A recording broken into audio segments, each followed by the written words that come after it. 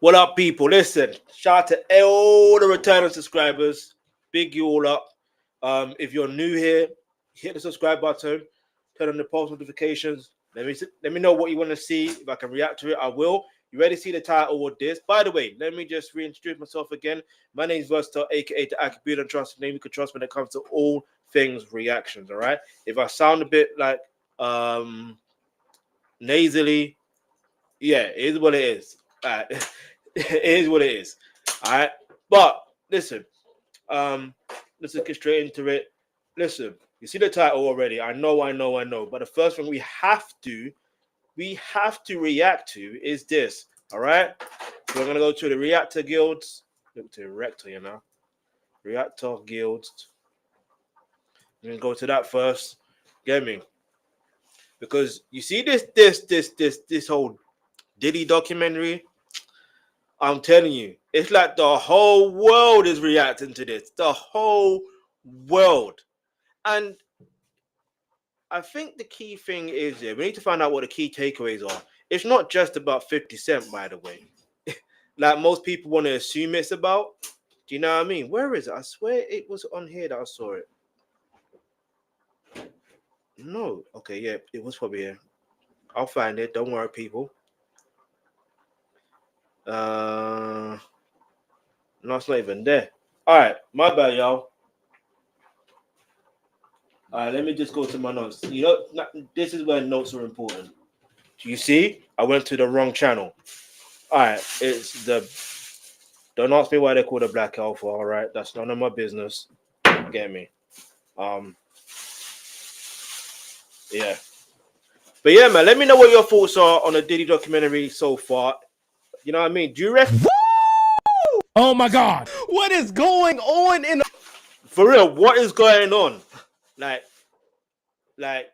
what is really going on? Where is it? Where we are? We are here. There you go. Let's go.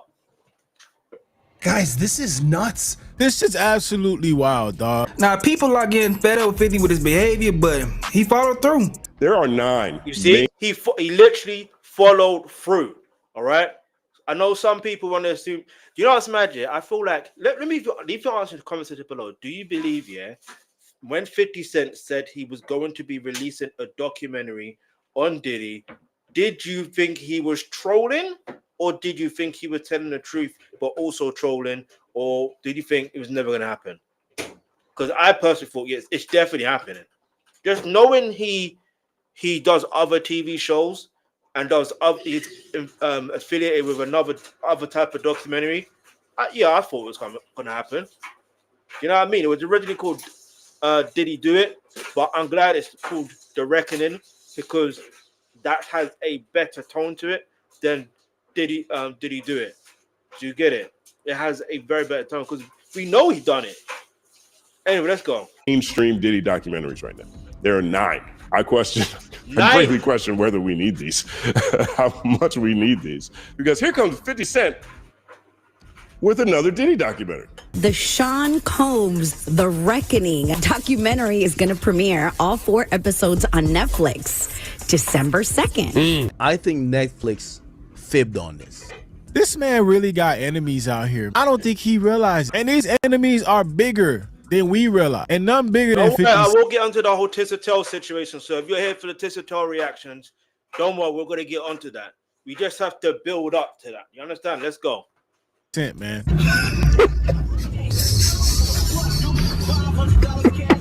Now, I know what you're thinking.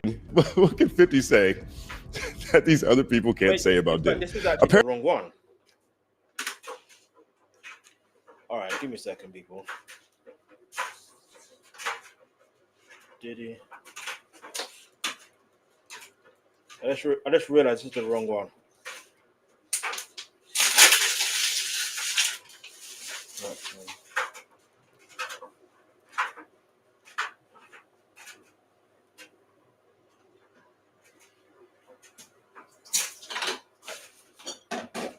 All right, here it just said this can't be the full one.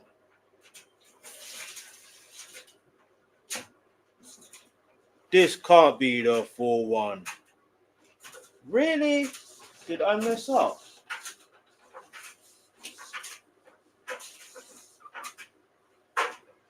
Give me a second. I'm just trying to double check because I know I didn't mess up. Could it have been that? It can't be.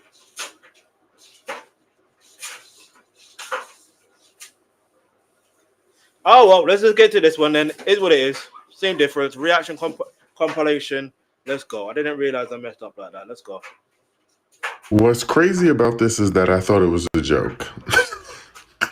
I didn't think that Netflix and 50 Cent were really going to collaborate to come out with a documentary about Diddy. This is so much bigger than beef at this point. This is not beef. This is a lifelong vengeance between the going back and forth about baby mamas and now a documentary. Oh my God. Hello, welcome back to the channel. Sumi here. Hope you guys are doing well wherever you are. Just in case you see me for the very first time, I hope you do consider subscribing. Tap on that bell so that every time I upload anything on here, you're Okay, so always wait. This one is the notified. Black And American obviously, reaction. without forgetting my After watching returning Diddy documentary. subscribers, you guys, you are my MVPs. I don't take none of you guys for granted. So without me talking too much or even wasting your time, let's go direct into today's main reason why we are here. Yo, I just got finished watching a Diddy documentary, The Reckoning, on Netflix. And I ain't even gonna front. When I first heard about this documentary, I felt the kind of way about 50 Cent. I'm like, yo, man, like, what you doing? Like, this seems like bullying. Like, the dude is already in prison. You know what I'm saying? Why you going so hard on him? Is it really bullying though? Like, is it really bullying to put out a documentary on somebody?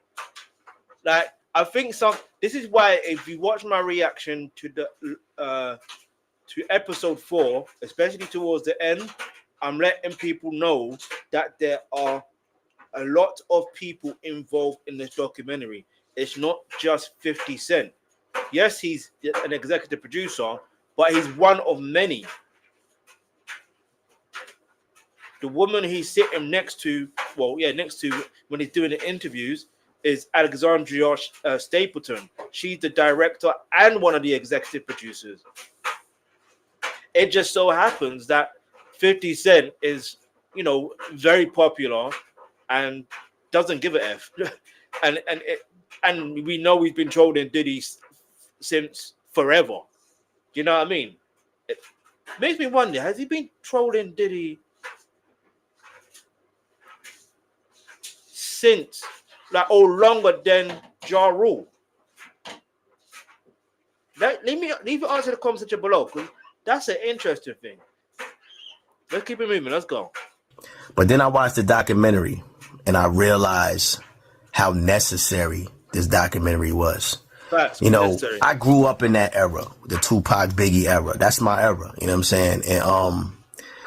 And we grow up idolizing, these people and their music and them on TV screens. And sometimes you never really know the person that you're looking up to it could be some of the worst people in the world. You know what I'm saying? You get caught up in the flash and in the fame and in the money. And you're like, oh, I want to be that. I see that. I want to be that. And you realize you don't want to be that. You know what I'm saying? Or a few things in the documentary. Or you do want to be that, but you don't want to get to a point where you're like, you want to be like that, but go through the same journey. Does that make any sense? Because you don't know what someone had to do to, or not have to, but you don't know you don't know the actual journey. Do you understand? Like, for example, many of us didn't know Sean Combs' journey. Okay, yeah, we've all heard the story that he took an internship with Andre Harrell, this, that, and the third. We've heard that story, but some that may have not even heard the story about his dad's situation. Some may slightly know, some may not know, some may know. Do you get it? And so, even in the documentary, it didn't mention that his dad was allegedly an FBI informant. His dad was allegedly a rat. Yeah. I don't want to say he wasn't a gangster, but like, look, hey, a rat is a rat, allegedly. Now, I'm saying it's based on what Gene Dill was saying. This ain't what I'm saying. This is what Gene Dill is saying. But let's keep it moving. Let's go. Documentary bothered me a lot.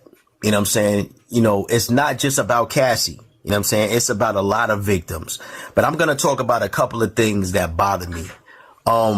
Growing up in the East Coast in the 90s, we always felt like Tupac was the one that was instigating the East Coast, West Coast beef. He was the most aggressive one in the beef. And this is why till this, I don't say till this day, you can say up until the moment of this documentary that many people watch, why most East Coast ninjas, you know what I mean, hate Tupac. They hate, I kid you not, I'll give you a prime example, yeah? And Nori is one of my favorite artists. Well, no, he's not my favorite artist, to be honest. I like some of his songs. But it's like when it comes to Drink Champs, that's like one of my favorite podcasts. Now and again, depending on the guests that you have, now and again. You know what I mean? However, look, when he asks questions around about Tupac, it's always in like a sinister way. And then whenever someone from the East Coast mentions about Tupac, they're always going out, oh, he wasn't no real gangster. Do you know what I mean? He went to actors school. He went to... First of all, did you know he's also from the East Coast as well? Like, he was born in Harlem. He was raised partly in Baltimore, which is still the East Coast. Which is in Baltimore, that's where he was doing the performing arts school. And that was only for what, 2 years, if that. Do you understand? So I don't understand. Like, now it makes sense to why there's such a gripe towards Tupac. Why I still don't understand it, but I'm getting the slight understanding. You know what I mean? But he obviously did represent the West Coast a lot. But you have to bear in mind he was also representing the East Coast because he had outlaws. They're from New Jersey.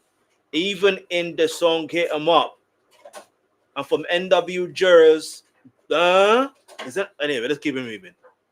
We always thought like, yo, man, Tupac got Biggie killed. A lot of us from the 90s grew up and felt like Tupac's antics caused the feud that got him and Biggie killed.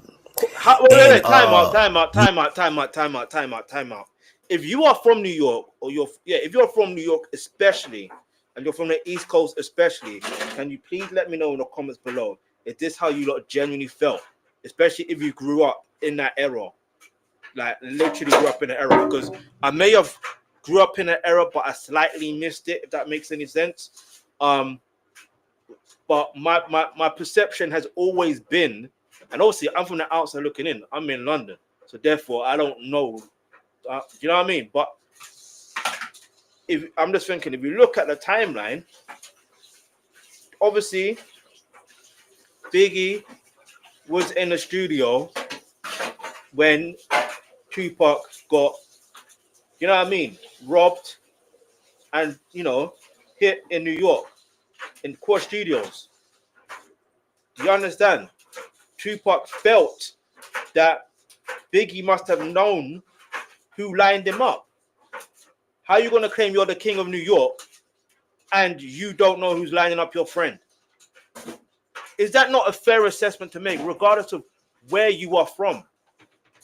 If you are friends with someone, I'm going to repeat it one more time. If you are friends with someone, and then you go to an area or location where your friend is at. Now, you may not necessarily know if they're there, but you go there with for something else, to meet up with someone else, right? Via another friend. Yeah, and they may be also associated with that friend. Yeah. However, let's say they are associated with that friend as well, and then you go there, something happens to you. Are you not gonna feel a way if they don't tell you who set you up, and they're claiming that they're the king of that area? You will feel a way. I'm telling you, will feel a way. Let's go. Realize when you watch the documentary that that's not the case at all. The East Coast, West Coast beef started from Suge Knight's man getting killed in the presence of Puff. Stop the cap. And allegedly Puff may have had something to do with his man getting killed right in front of him. That was the beginning of the East Coast, West Coast beef. I think that happened in like 1992 or 93. It was something like that. And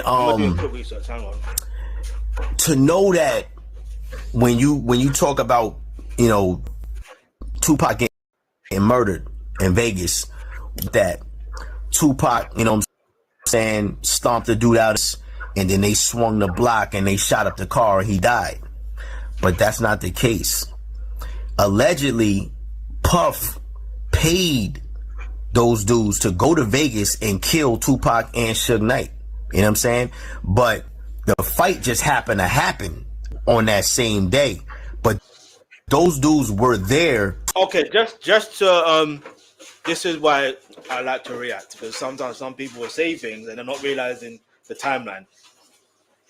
It was in 1995 when Big Jake, that sound anyway. It was when Big Jake, aka Suge Knight's friend, was fatally, you know, the situation that was fatal, basically. Now that happened in August 1995. This was like literally, I think, just after. I think Jermaine Dupri has talked about this story before on Drink Champs. Like I'm pretty sure I've heard him talking about this on Drink Champs. So, and that was like he's partying in Atlanta or something like that. But it was definitely in Atlanta, obviously, right? Now here's the thing. This was just after the Source Awards. Yes, that infamous Source Awards. So let's put this into bigger perspective. In 1994, let's give an exact date. On the 30th of November, 1994, we know what happened to Tupac, That already ignited that beef between Tupac and Biggie and Puffy. That was already there. Tupac signed, or we'll get into how he got signed to death row in another day.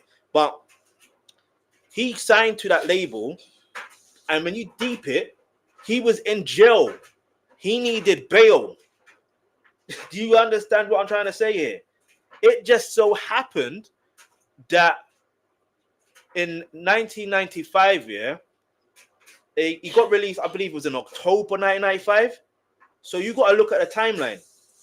Naturally, it just felt like it was right. It's the right place to be. And he was already working with like West Coast artists anyway, naturally. He was already working with Warren G. Was it Warren G? Who's the producer there's one producer he was regularly working with anyway. So naturally the fit was right, naturally. So let's put that into perspective. Like he won an award. Suge Knight won an award at the Source Awards, the same Source Awards where he was talking about you want to be all up in the video. You don't want a producer all up in the videos, dancing. That same award ceremony. For him to collect that, listen, I won't talk too much here because I've got my reactions on that on this channel. But anyway, let's go. Who killed Tupac and Suge Knight? You know what I'm saying? And that bothered me. But another thing bothered me too is the fact that Biggie didn't even want to be in Cali the night that he got killed. Biggie was supposed to be in Europe. But Puff insisted that he have his listening party in enemy territory. And you can imagine, I think Biggie was like 22 years old or something like that. To be put in that position, and all you trying to do is make music. You don't even want beef. You just trying to make music, and you're.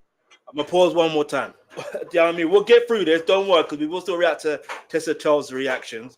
But basically, what I'm trying to say, why I paused it, is because I need to correct him. The reality is, he was still dissing Tupac even after September 1996. Even after, while he was in LA on LA radio. I'm not saying he called for it, he asked for it. I'm not saying that because that's a disrespect to say them type of things. But what I'm trying to say is this. I'm not even trying. What I'm saying is it's this pure fact. He dissed Tupac on radio in LA. Come on now. Producer or the person that you confide in and that's controlling your career puts you in harm's way and you end up getting killed. And then you were supposed to be on the Rolling Stone cover, and he takes you off and put himself on because he had an album coming out a few months after you passed away. And then, you know, I don't want to spoil it for everybody, but then it was like they talked about the contract negotiation that Biggie had with Puff during the time when he was killed. And then Puff had them go back into the contracts and move some stuff around to make the contract more favorable to Bad Boys and not Biggie. And then for Biggie's family to have to pay for his funeral is just crazy, man. You know what I'm saying? It's a lot of stuff in the documentary. We also grew up with the making of the band thing, and we all laughed. Oh, he made them go walk for cheesecake. But then you realize as a grown person that wasn't funny.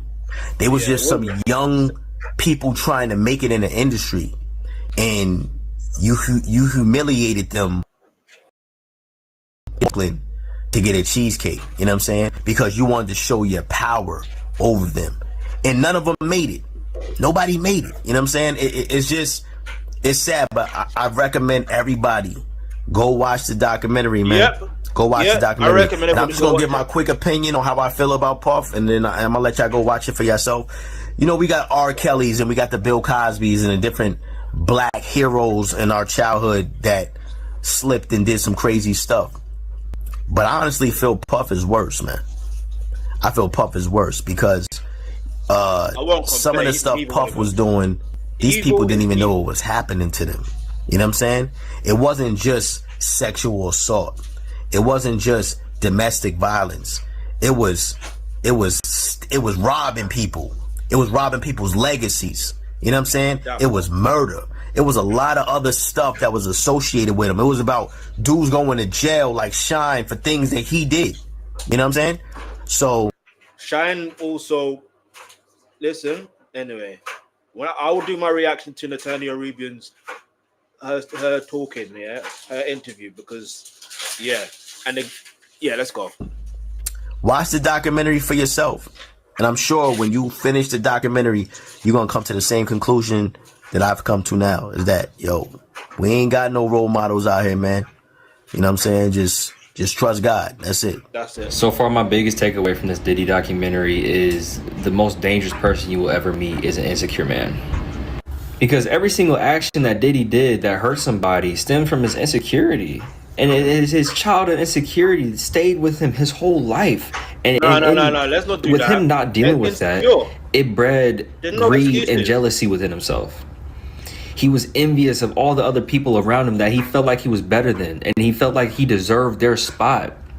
And when he eventually did earn his place in the world, and people saw him for what he was as far as like having his talent, he still was envious and greedy. And it's so crazy because like when you're dealing with an insecure man that has as much greed and pride as Diddy does, nothing is ever enough for him. Diddy could have easily championed himself off of being the producer that's super forward thinking. Even though he's not musically talented, he can curate a vibe and he has a great ear for music. Diddy has one of the best ears for music. You know what I'm saying? As far as like in, not even just hip hop, but like music in general. Diddy is extremely talented in his own way, but since he's not talented in the way that he thinks is normal and other people think is like normal, he doesn't feel like it's enough. He has to take from other people. He has to take other people's spots. And that's why you see him constantly trying to steal side pieces from dudes, constantly trying to force himself onto like his artist platforms and trying to make himself the centerpiece. And this is exactly what happens whenever you live under patriarchy and you're forced into a certain role that you can't uphold. I talk about this shit all the time.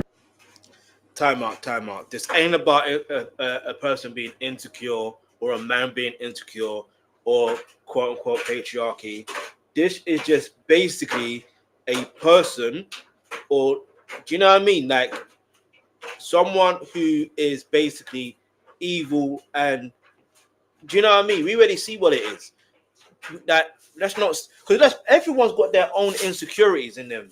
Like everybody, like it's just how you deal with that insecurity. There's many that are insecure that channel that insecurity and champion them into positive stuff. Do you understand what I'm trying to say? That's maturity. That's maturity. Anyway, I don't want to go too deep into what I've got to say, but yeah, let's keep it moving. Bruh. And the part that really drove that point home for me was whenever they were talking about how Diddy was pretty much a soft kid. You know what I'm saying? He was getting his ass kicked all the time. And his mom was beating the hell out of him. And she did it to make him a stronger man. But whenever your core basis is to be soft and you're faced with extreme violence and you shrink back into yourself as a little boy, right? And your mother's forcing traditional masculinity onto you through violence and punishment, this is the result, bro. That's not. You grow up to be an insecure man that's constantly overcompensating to force himself into being the type of man that they think that they should be instead of. You know how many you know how many men in this world, yeah, from different societies that have look, I'm not saying every guy grows up being a hard, that sounds mad, pause, no Diddy, like grows up to be this quote unquote masculine guy, and or do you know what I mean, when they're in their childhood, do you know what I mean, like soft. But all I'm saying is those who do grow up being soft, they find, I don't know how to explain it, it's like they learn of a way to be a man in their own right, if that makes any sense. It's hard to explain. One thing I've learned about life is there's not one rule on how to be, let alone an adult, let alone a man, let alone a woman. There's not one rule. Yeah, God has made you how you're supposed to be, and that's how you're gonna be. It is what it is. There's no excuse for it, regardless of how your childhood was. Do you get it? You get it? Regardless. Being the man that they want to be. You know what I'm saying? You're constantly overcompensating because deep down, you know that you're still that scared little boy, that soft little boy. And you feel like if you let your guard down and if you let this facade of traditional masculinity slip, everybody's going to see you for what you really are. Let me tell y'all something right now. That Diddy documentary didn't just make me emotional. It made me angry, like ancestral level angry. Because I finally realized the level of how much this man took from us. I have already been very vocal about disliking him and the things that he's done. Tupac, Biggie, women, employees, artists, our culture, our history, decades of silence and fear and cover up, all wrapped into a man that thought he was untouchable. That part, you think right I'm angry there, just he felt he was untouchable. Even like when watching that documentary, yeah, I promise you, yeah, you see at the very beginning, even though it's like, oh, we're losing, like he still felt in a way that it was untouchable. What was that $200 million transfer into what account for what? Like, listen, you can't pay for your sins via sending money or whatever the case is. You have to pay for your sins. Do you know what I mean? Anyway, I won't even go too deep into what I want to say yet, but let's keep it moving. Because of the crimes? No, I'm angry because of the ripple.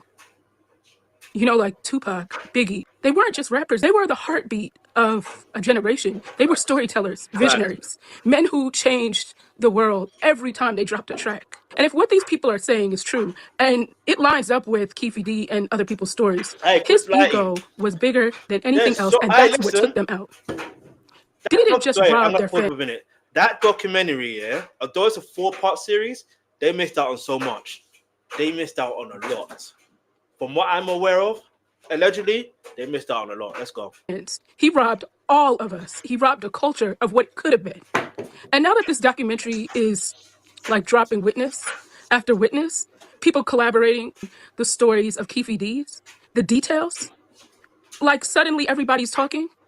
They're not protecting him anymore. This is what justice looks like when it's been waiting too long, when the truth finally stops being scared. And what pisses me off the most is how many lives were shattered while he was out here creating a brand and building an empire and walking carpets and throwing parties and acting like the world was his goddamn playground. All that power, money, and fame built on the backs of people he hurt and silenced and intimidated and erased and misused their trust.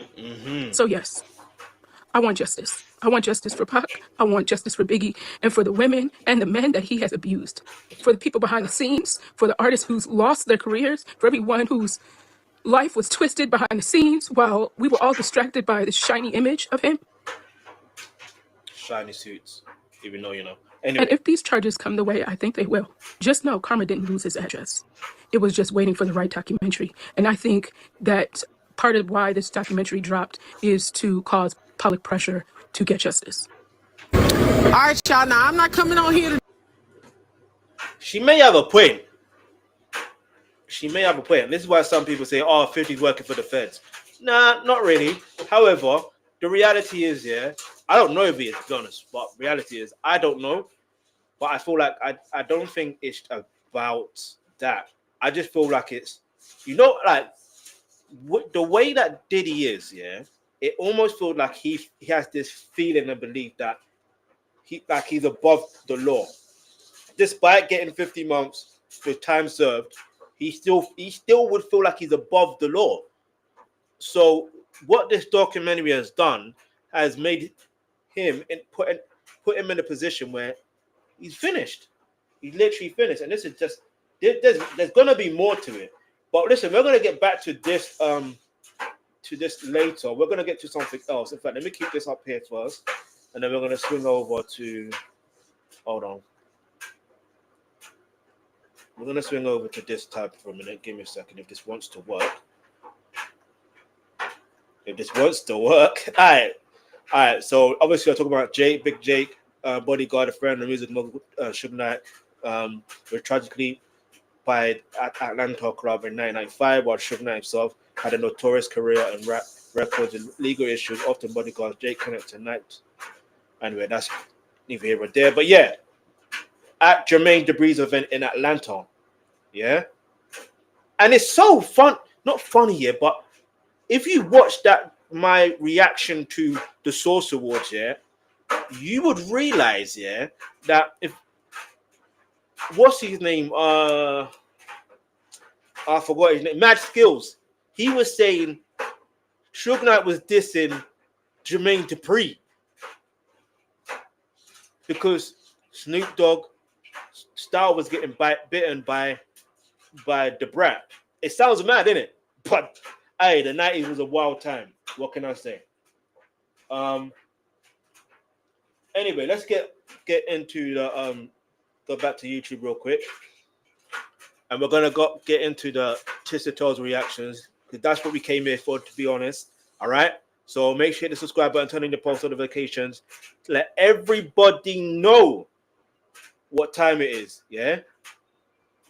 I would react to this, but TMZ, they're a joke. I won't lie to you. Sean Combs. Oh. Hold on. Combs the Reckoning.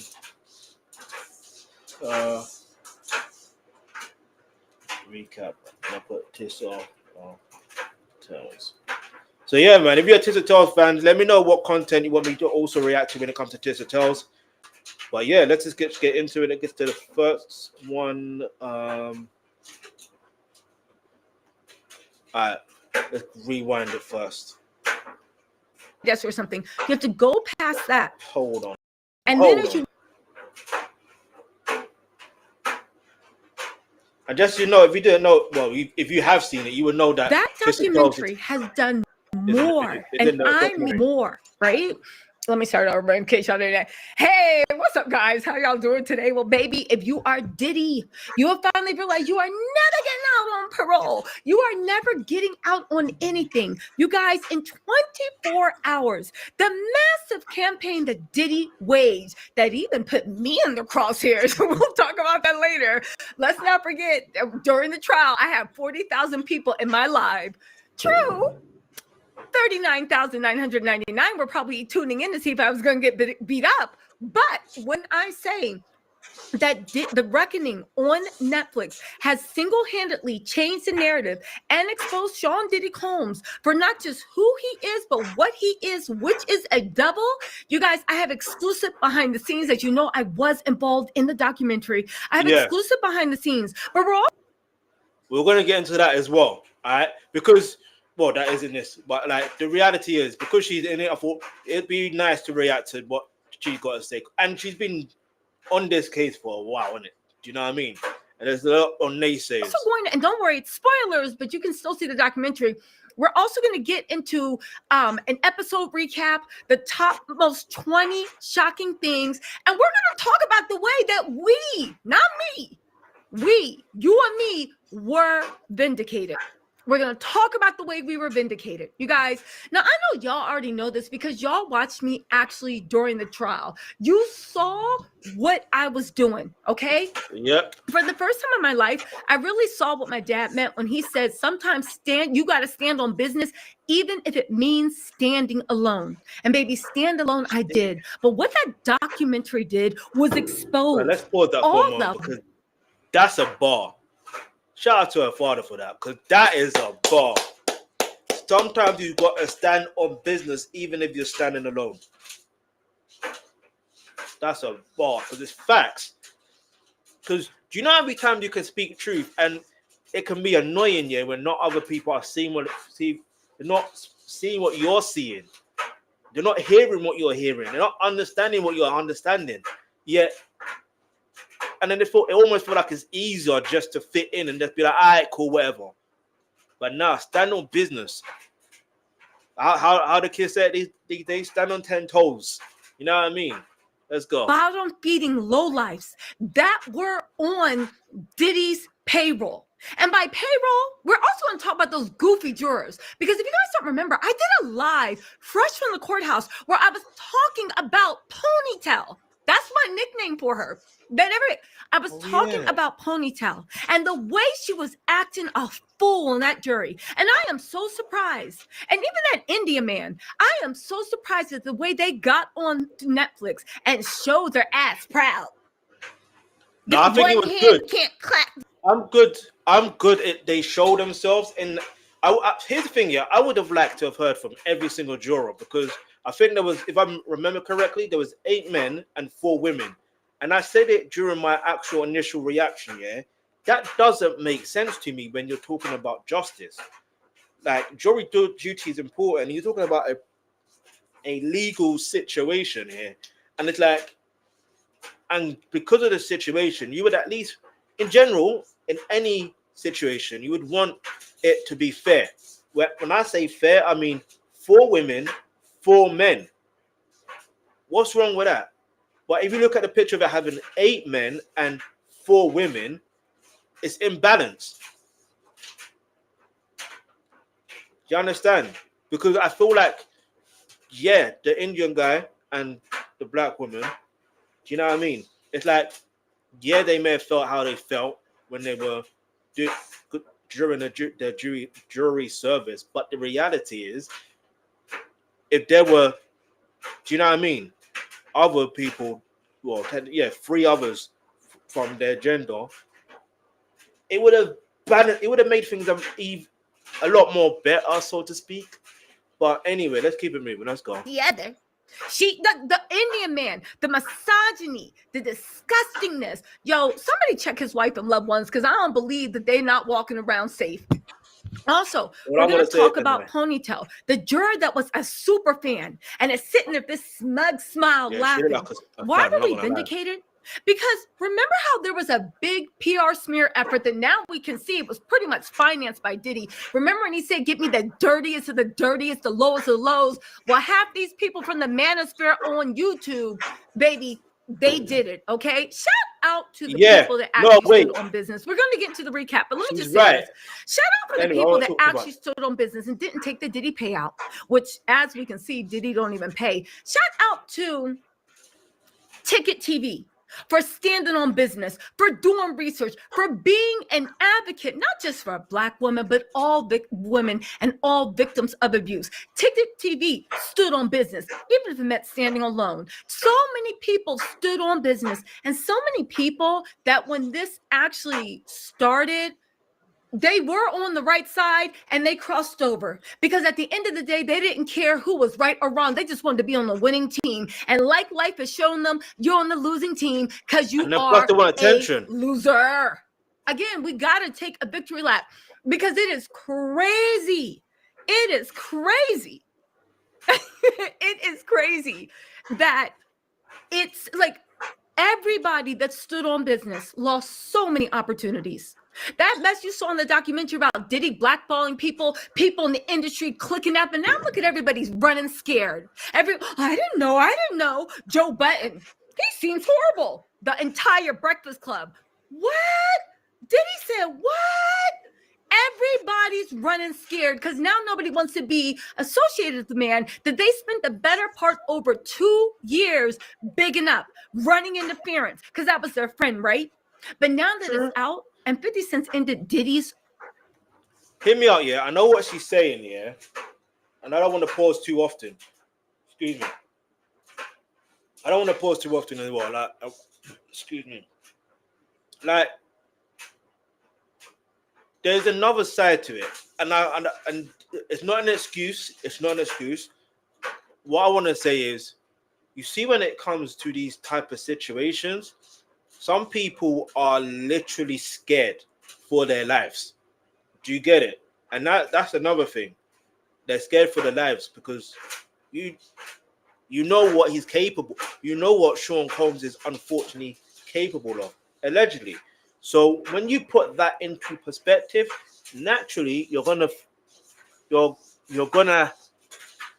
be on the fence. You know what I mean? Like, I even saw one particular reaction from one comedian that I didn't expect. And I was like, when I was thinking, like, you were a friend of Tupac. How are you? But anyway, let's go. PR, the same way he ended Diddy, Ja Rule's career. Are you ready? And the game done told me. Anyway, right?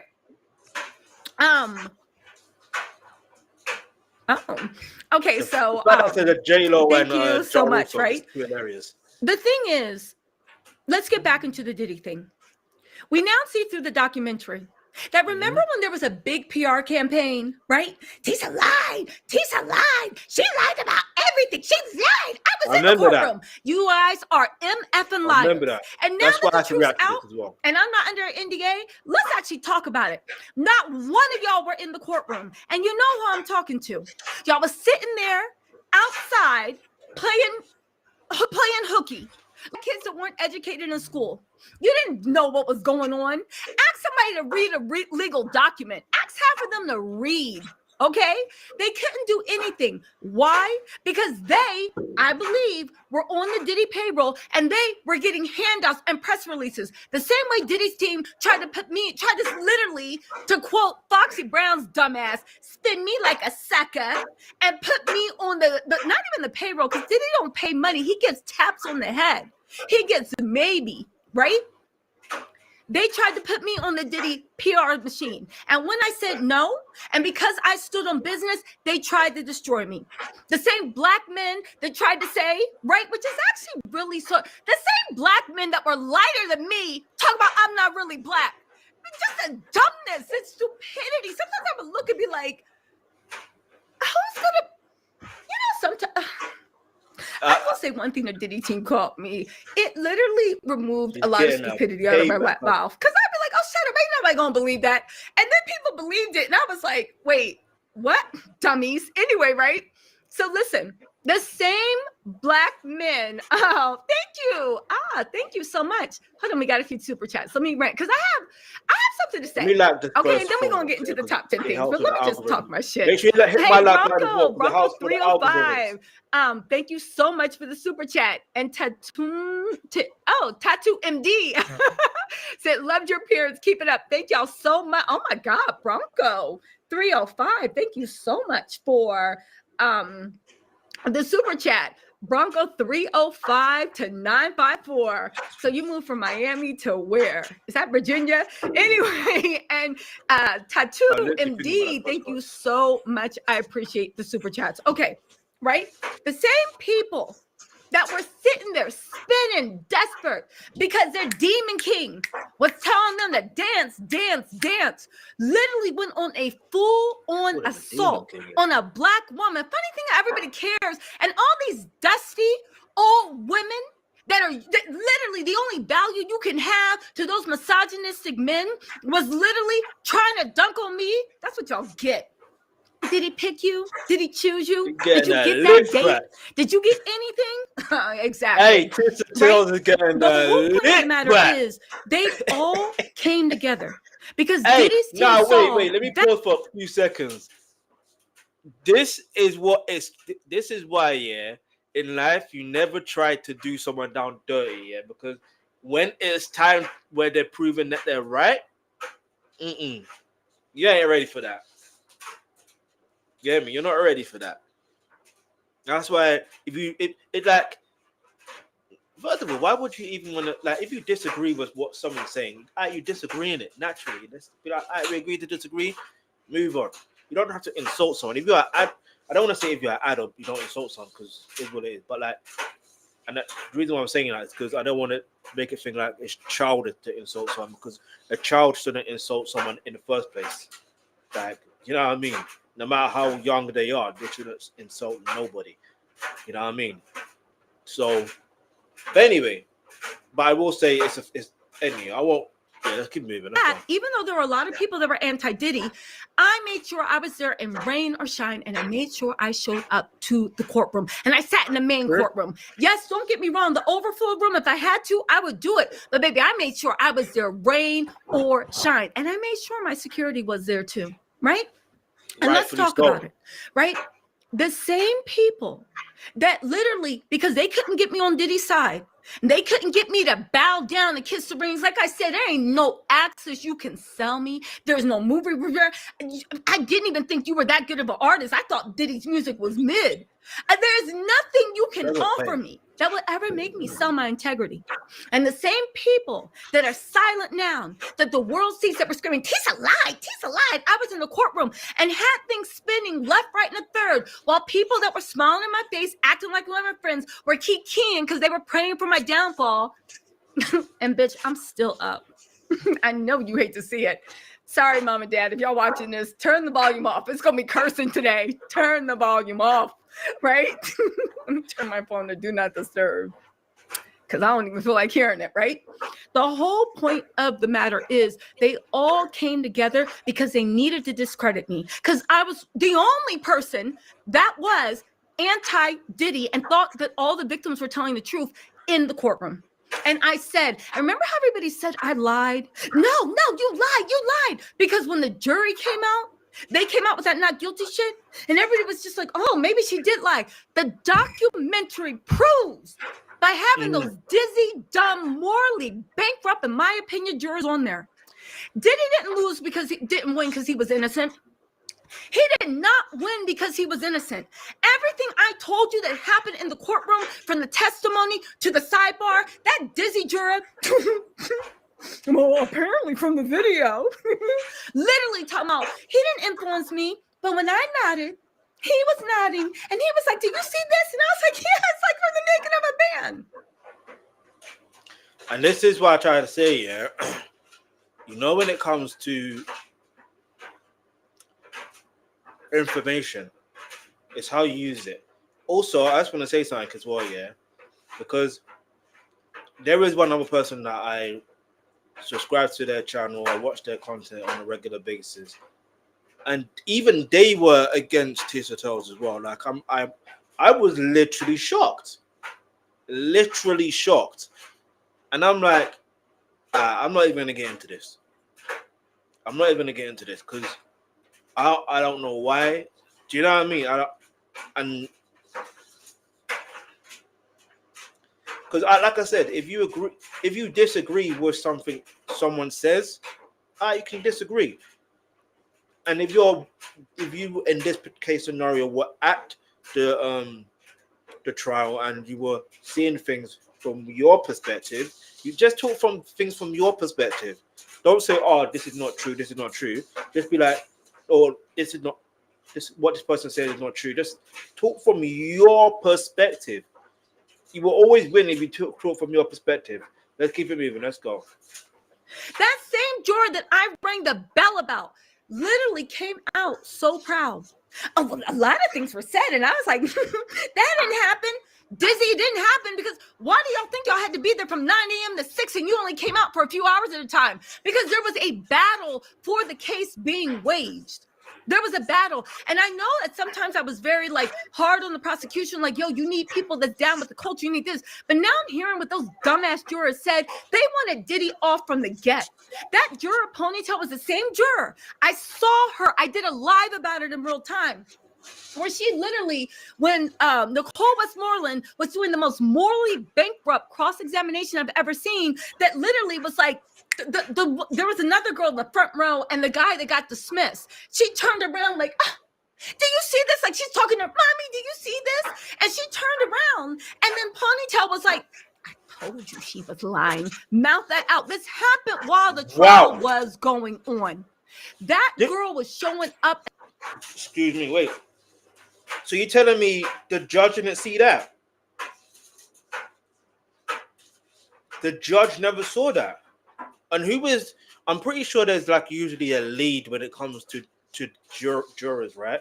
You can correct me in the comments below. Did they not see that?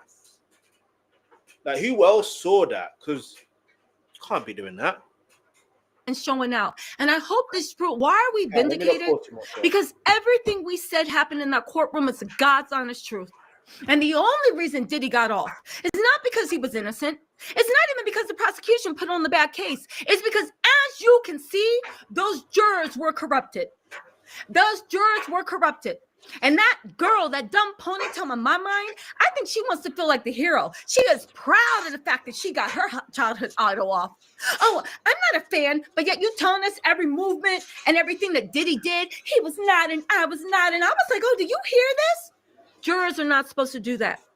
Exactly. We now see that we were vindicated, and I realize there's no difference between the way I think and the way you think. I just am on YouTube running my mouth because y'all got like lives and bills and stuff to pay, right? I'm going to go down with this shit. The whole point of the matter is Diddy was not found innocent because he was innocent. He was found innocent because the jury was corrupted through inbred self-hate, misogyny, misogynoir, whatever you want to call it. That's why Diddy got off. And those jurors on the fall of Diddy, they prove it. We're going to go with more behind the scenes, right? They proved it. On top of that, right? On top of that, I find it odd that a man that goes everywhere was to see everybody laughed, right? Everybody laughed when it's like, oh my God, and had something to say. Oh, Tisa must be, because they mom, dad, turn the volume on. They're stupid. They're ignorant. And they're still losers. And you're still losers. You still forget about whether I would spit on you if your eyebrows are on fire. You know I wouldn't. I would literally throw Crisco on your face and watch that shit burn like napalm. But Diddy wouldn't be seen with them. And I said that a long time ago. And it made them mad. But Diddy even proved in that documentary being disgusted being around black people. Diddy don't like the same men that were saying, she's not black. She's not black. You dumb lighter than me and less educated, but whatever, right? The whole point of the matter is these people, like I always maintain, Diddy would never be around you. You guys are too dirty. The dirtiest of the dirtiest to him. All those people out there, every one of them, every single one of them, from the dirty dreads on up, he would never be around y'all. And y'all still sat there and clapped for your demon king because you felt that you were seen. And Diddy's disgusted. He even had to stand next to you, even had to talk to you, even had to even whatever. Let me tell y'all something. What's up, Carrie? Carrie Johnson said, vindication, Tisa. And you got the last laugh to the Diddy's by showing up in the dock. Please, y'all know I love getting a last laugh. Also, Lori, what's up, Lori? Welcome to the Title Tells family. My whole point of the matter is, you guys see it in the documentary. But I'm glad the world sees it. That is the #1 documentary in the U.S. and it's about to be the #1 documentary in the world. And 900 million people are going to watch that. Diddy sending out cease and desist. It ain't going on nothing. Netflix crossed their T's and dotted their I's. And at the end of the day, I love the fact that the documentary didn't do anything salacious. The documentary didn't have people being like, I hate Diddy. It wasn't personal. They came with receipts. Kurt Burns, Diddy's former business partner, showed handwritten notes. When Diddy tried to be Tupac's friend. Tupac was like, already felt like the demon energy. Diddy requested that they rent cars from New York and have a couple of cars driven down to Nevada. Kirk Burroughs, the former business partner, was like, why? That don't make any sense. Like, let's just fly. Diddy insisted on it. Kirk Burroughs rented the car, a couple of cars. Diddy was plotting this, I believe. He rented the cars that had a secret compartment that Eric Zip Martin used to conceal the firearm that banged Tupac. You guys, this documentary sets it all out. They show what a sleazeball he was to Biggie. Kirk Burroughs has handwritten notes where he talks about how Biggie renegotiated his contract. People didn't know back then, Biggie was mad at Diddy for stealing from him. He wanted to leave. He renegotiated his contract to a better. Let me even rehash that as well, because she's actually right.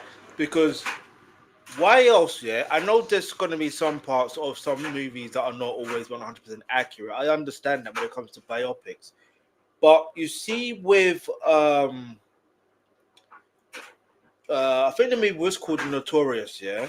With, and yeah, so it was called Notorious. And if I remember correctly, there is a scene where he didn't feel good about his contract, if that makes any sense.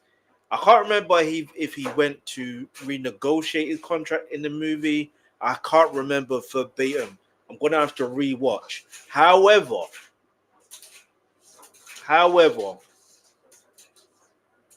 Moprin Shakur, yeah, Tupac's brother, like, he did admit that even prior to, like, he did admit that Tupac and Biggie were friends at one point. Biggie was supposed to be in Thug Life, but aside from that, the point I'm trying to make is Biggie complained to Tupac about how Puff was handling business, how Puff was handling business, if that makes any sense. Do you understand? So if Biggie's doing that, because, obviously sometimes you are going to complain or rant to your friends now and again. And these guys are in their early 20s, they're in their 20s. So it's like they're going to talk clearly. And obviously, if Tupac is going to help Biggie with his career, he's going to say, make sure you got this in line, make sure that this is right. Do you understand? So you have to deep how deep their friendship really was at a particular point in their lives. Yeah? Let's keep it moving. Let's go. Now I'll do a video on that. So just stay tuned for that. Hit the subscribe button, turn on your post notifications. Let's go. Better contract, right? Weeks before he was bang. Then Diddy tried to make Kirk Burroughs take out some of the pages from the business. And this is all in the documentary. And he has documented evidence. He has handwritten notes from decades ago. So you can't say, oh, you're just saying this now, right? That's why everybody that was formerly pro Diddy is sitting on mute or they backtracking. So what did he do with Biggie? Biggie renegotiated his contract. Diddy demanded that Kirk Burroughs take out some of the pages from the contract and replace it with more favorable things. Basically, Biggie signed the contract, but Diddy wanted Kirk Burroughs, to replace the contract that Biggie had signed with a new contract that screwed Biggie over. Kirk Burroughs refused to do it. He was fired 90 days later. Crazy. Fired. Diddy, there's so much that happened, right? He was fired 90 days later. But in between them, what actually happened? Biggie had renegotiated his contract into much more favorable. Now Diddy couldn't live off of Biggie's money because that's whose money he was living off of, right? Kirk Burroughs was like, I'm not touching that contract. You're out of your mind. Even Biggie then wanted to. They were supposed to go to London for a concert. Biggie was like, come on, let's go to London. Diddy was like, no, let's go to Cali. And there's literally video in the documentary of Biggie being like, yo, I feel like somebody gonna get me. Like, I keep having dreams about it. Like, my life's in danger. He literally forced Biggie to go out to California and perform for no reason. Just to go party for no reason. For no reason, forced let me pause it for a minute. I don't think it wasn't necessarily for no reason. Let's just rehash that for a minute. It was more or less there was an award ceremony in LA, but he could have still flown to London from LA. Do you understand? And do his press run, because I remember he was meant to. It was Richard Blackwood. I think he was meant to be on one of his shows. Hey, Richard Blackwood, you know, and if you know, you know, Richard Blackwood is he's a G, man. He's a G. Hey, what do you think about it? I just realized, raw. There was a time in my life where I did radio, and get me, Richard Blackwood. He took over my radio show, of course, because he's got experience. But you know what I mean? I guess I was Star Trek in a way. Do you know what I mean? And I was less experienced, but anyway, that aside, look, he was going to go on his show, and the reality is, even when you deep it, if there is conference, I've always wondered, yeah, you know, with phone calls, yeah, I'm pretty sure the FBI, the Federal Bureau of Investigation, and the Criminal or the CIA, I forgot what they stand for, if they can investigate further, yeah, if they reopen the case and investigate thoroughly, do you understand? If they investigate thoroughly and they're able to get phone records, yeah, and find out if that is true. I'm not saying it's not true, but I'm saying if it's true, they gotta use that as evidence. Because it's like, why are you stressing him to stay in LA? Why are you do you understand? Why are you stressing him to stay in LA? Like I said, yes, he dissed Tupac on the LA radio, which he shouldn't have done, but that's still no excuse. Do you understand? That there's still no excuse. But let's keep it moving. And then Biggie ended up getting, and then when Biggie ended up getting killed, the whole big thing about being like, yo, I'm gonna, and for you guys that haven't watched the documentary, this is only a teardrop in a bucket of life. This isn't even real tea. Watch the documentary, you'll see there's more. So anyway, Biggie's dead. That's bad enough. Lots of people can argue that Diddy caused it by forcing him to go out. Did he feel guilt? Did he feel shame? Maybe, because he went on this whole big thing saying, like, I'm going to pay for Big's funeral. It's on me. And it was the biggest funeral that New York, Brooklyn had ever seen.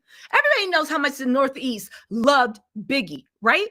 And then Kurt Burrows was like, when Sean saw, that's what he called him, when Sean saw how big the funeral was getting and the cost, that's when he said, yo, no, because Kurt Burrows handled all the accounting.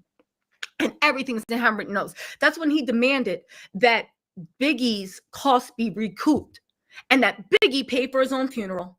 He let the world and made a whole thing about the way he paid for Biggie's funeral. He made Biggie pay for, and what is the recoup? I talked to my girl, Tiffany Red. Shout out to Tiffany Red. Shout out to Tiffany Red. Shout out to Drew Dixon. Shout out to Ticket TV. Shout out to everybody that did the damn thing and stood on business. Even when that meant standing alone. Drew Dixon, she about to do a big one on Andre Harrell. Her case, I think, is coming up in January in the Southern District of New York. She about to do her big one, too. The time for reckoning. Anyway, the recoup cost. So Tiffany Red, she has the thing for development of artists and fair treatment of artists and trying to eliminate sexual harassment, trying to eliminate like what Biggie did to artists, like Diddy did to artists exposing.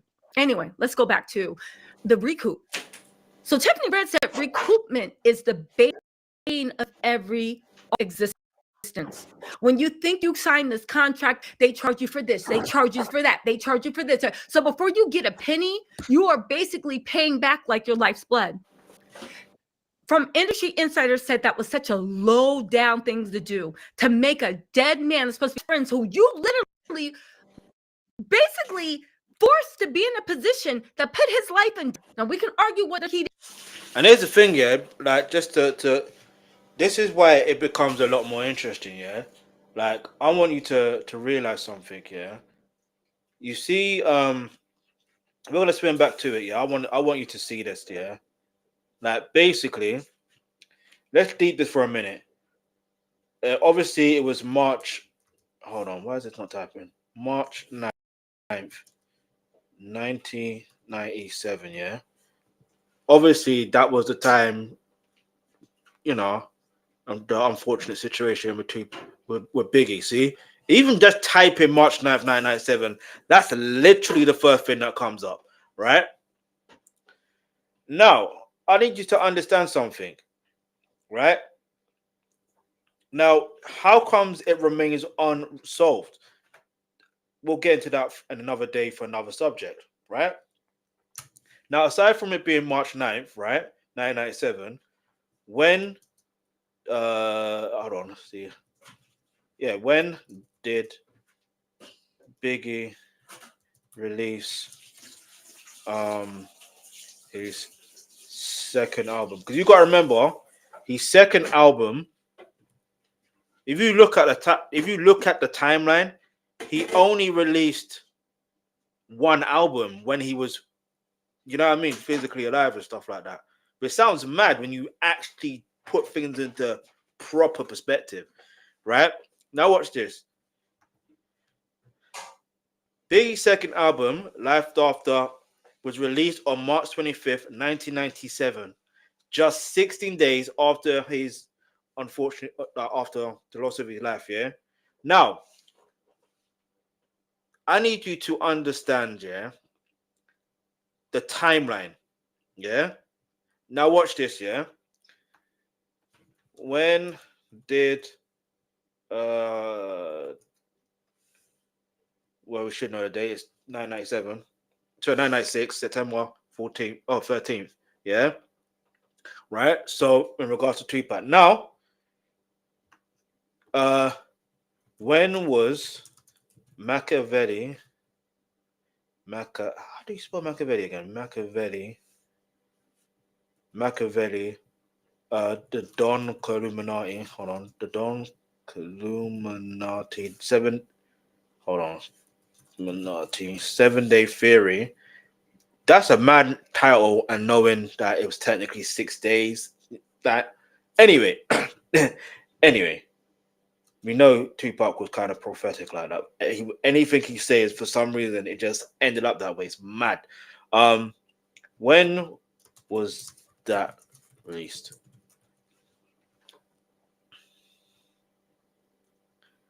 All right, that was released on the 5th of November, 1996. Just under 2 months. Yeah. The reason why I'm putting it was recorded in 7 days. But anyway, we'll get into that for another day, for another subject. So make sure you stay tuned, yeah. The reason why I'm mentioning that, yeah, because I need you to understand something. Motive.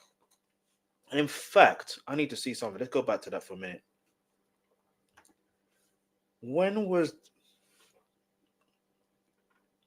so? Although it was released on this, anyway, I won't even get into that for now. That will be for another day, for another subject. But the point I'm trying to make is, how comes, yeah, with Biggie, yeah, just 16 days later, I'm pretty sure the album probably was meant to, like, when was it? We need to dive deep into exactly when was it supposed to be released, and what was the original title for that album. We need to get into that.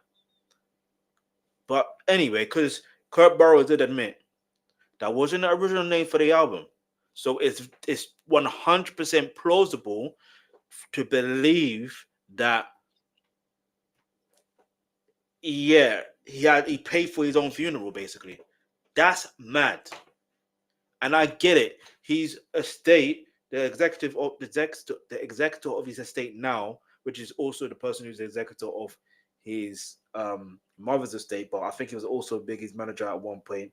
But he still is friends with Diddy, by the way. So it's like he's coming out and saying, no, it's not true. Because we've gone through the books. No, that's the whole thing. You may go through the books, but because things are watertight to the point where they probably recouped quickly.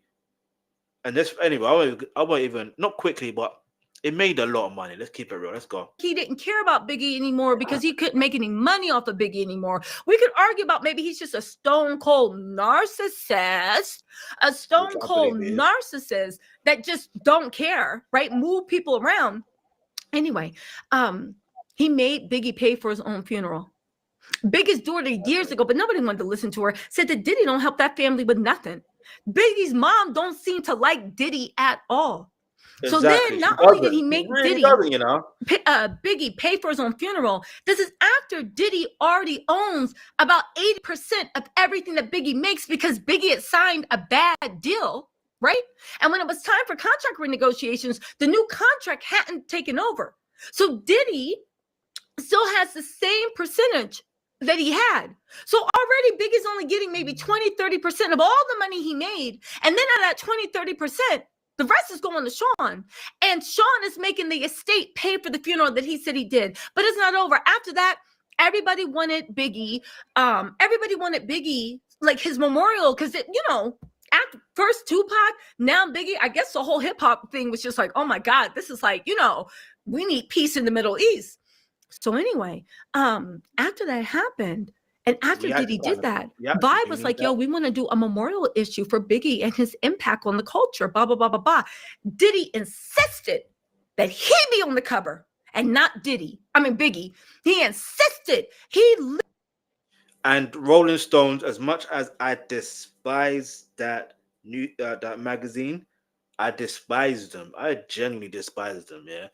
As much as I despise them, they come out and said what it was. They really did. Literally used Big's death, who he claimed was his best friend, who he literally should have felt some type of guilt for putting your best friend in harm's way when he didn't want to go. Kirk Burrows was like, Biggie didn't want to go. He wanted to go straight to London. He didn't feel safe. He didn't want to go. Diddy made him go. And you made him pay for the funeral. Then you let that lie sit out there, right? And then what did you do? What did you do?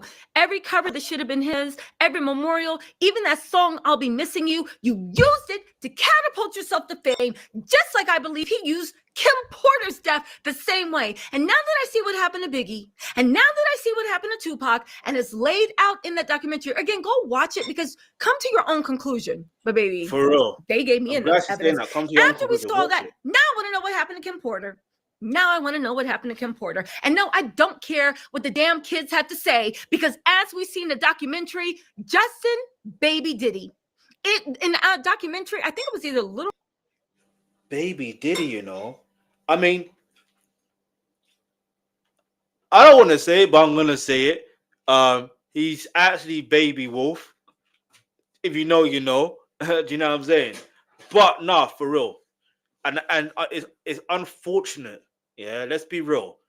Because he's an adult now, obviously, yeah. But, like, it's still unfortunate because of who Diddy is. Do you understand? And what Diddy is to him in some...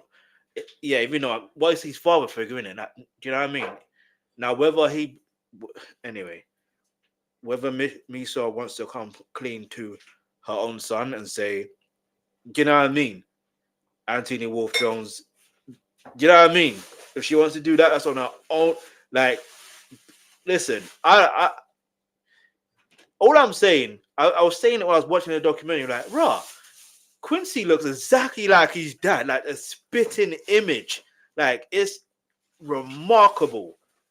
And then the twins, they look exactly like their mom. It's remarkable. Not to say that Sean isn't their father or anything, because you know what I mean? It can happen like that, where you just have to look exactly like your mom. It can happen, yeah? But, hey, listen, the only kid that looks like Sean Combs for now is Peasant Combs. I can't even call him Christian Combs either. Do you know what I mean? Rod or Kirk Burrows, I think it was Little Rod, that said Justin and Diddy were having free calls together. Yeah, look. And you know what I will also say, right? Oh, like they're complicit. If Diddy was abusing women like that, if he was treating his best friends big and everybody in business like that, this man wasn't good to anyone. Kalina, I'll get back on point, but this is Kalina, who asked Diddy for $5,000 to help keep custody of her kids for somebody that got 20 million liquid assets. That's like somebody asking you for a nickel. And Diddy was like, yo, I ain't got it. I'm trying to do something. And then had the nerve month later to come and harass this woman to come help him. And the thing is, everybody around Diddy, listen, predators know who to prey on. They know who to do. Blake Lear's like, no, I'm still a friend. And I'm like, but the fact that she even felt like, no, but I'm still going to prove I'm a good person. Because Diddy gets in people's mind. This man is a piece of shit. And that's one thing I will say. Do you know why people pay so much attention to cheaters? Because as much as people want to act like it doesn't make a difference, somebody that is a pathological cheater, and if you see them cheat on their wife and you're laughing, guess what? They're going to cheat you in business. They're going to cheat when they can. Because the heart of a cheater, pathological cheater, like this is what you do. It's the fact that when you want something, you don't care how it affects anyone. You will put yourself first and your needs, no matter how wrong you are, in front of everybody else's, even people you swear you love and you'll protect. That's why people don't like cheaters. And somebody that will be violent and beat and take advantage and degrade and humiliate and just break them and treat them like an animal for women he claims they love. What do you think he's doing to his business partners? What do you think he's doing to his friends? What do you think you're doing? Again, Biggie sold the dream that a lot of abusive people want to believe. Okay, fine, I'm an abusive to you, but to everybody else, I'm good. No, you're a monster to everyone. You are a monster to everyone. And that's it. You're a monster to everyone. And let me just say this really quick, right? To all the men that wondered, why she got security, this and that, because my man loves me. And to quote Tiffany Ward, because I'm not you know what? No. Here's the thing. I was saying now. The fact that grown men tried to lay their hands on me. The fact that other grown, and you know what? And the thing that makes me mad is everybody else is not black. Close your ears. This is, we talking internal business. To the black men who literally laughed and was waiting for a black woman to be beat up and humiliated and put in a place. Bitch, you thought. You MFing thought. You MFing thought. Right? To the black men who literally was mad I had security and they couldn't touch me. Laugh, giggle. Oh, what else? She putting 20 on 10. Why should what world do you live in that women can be treated like that? I don't live in that world. And neither does my security. Remember how why you got security? She putting 20 on 10. Look at that documentary. See how dangerous that man is. When I tell you my sources on Diddy were correct, and let me just say, I broke the stories on Diddy before the Southern District of New York even thought of bringing, thought of bringing an investigation around. She actually did. She actually did. She actually genuinely did. Let's be real. Broke the stories on Diddy. I broke the stories on Jonathan Nardi. I broke I even broke the fact that he was under investigation. The grand jury had been indicted. Wait, that's another one who we didn't see in a trial, and I was expecting maybe he's going to be in a documentary, but he wasn't. Because like he also mentions his he mentions Rick Ross as well. Not the real Rick Ross. Talking about that Rick Ross. In fact, when I think about that ad-lib, that's a biggie ad-lib. But anyway, like, you know what I'm talking about. Officer Ricky. Damn me, Officer Ricky. I think knowing 50, you're thinking, right, he had another chance to troll Officer Ricky at this point. You know what I mean? But he didn't. Maybe there's another documentary coming because 50 kind of alluded to it. And I could be wrong about this. But let's go. These same men calling me liars. Everything came down. And now there is a doc proving everything I said. That man is dangerous. There's something wrong with him. And when he thinks no one's watching, he's fine to be like, oh, golly, Chuck. He turns murderous. He turns murderous. Watch the documentary. Watch the documentary. How has he not gotten a case? He's very good at what he does. How has he not gotten a bullet in his head? I guess he's very good at what he does too. But the thing is, it's like literally questioning why, making up lies. Oh, she was, and again, I get it. Because Diddy's people, the Diddiots, shout out to Kevin Farrell, the Diddiots, they like live in a land of no logic. So of course a dumb person is looking. They live in a land with no logic. Hey, I'm using that one. I'm gonna be using that on Twitter for quite some time. Like, you live in a land with no logic. Do you know what I mean? Diddy's balls is coming there telling their little followers who are like, you know, you got your dumb idiots licking your balls, right? Oh, Tisa was paid by the prosecution. Are y'all dumb? Do you know that if Diddy's team, who was literally, I would say payroll, but judging by the way, ain't none.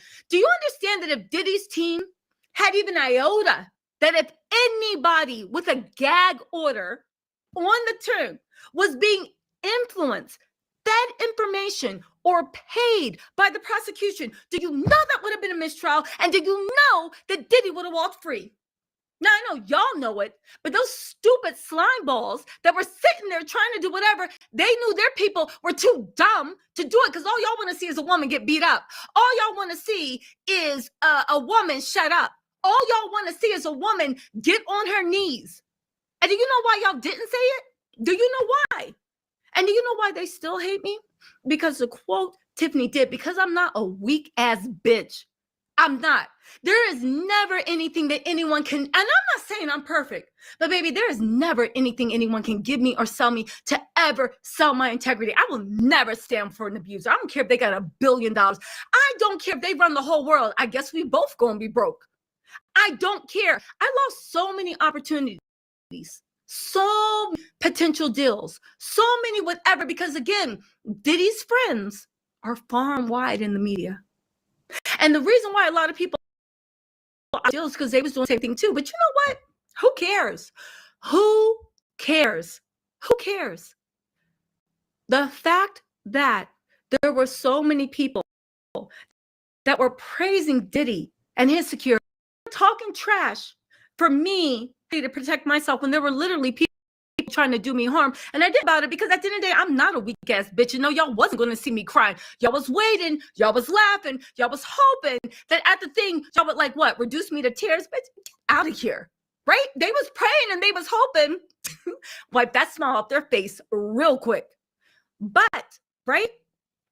The point of the matter, but yet they didn't question out why all of Diddy's kids, grown ass men, had security guards with them. What they have security for? In the courtroom and out. For what? For what? For what? That's true. They did have security as well. Diddy's team, Diddy literally pulled off the con of the century. And I'm very, very, very, very glad that Alexandria, Vanessa. All right, people. I'm going to pause for a few moments. Make sure you just hit the subscribe button, turn on your post notifications. While you got this time, I recommend that you leave a comment in the comments below. Let me know what your thoughts are on this so far.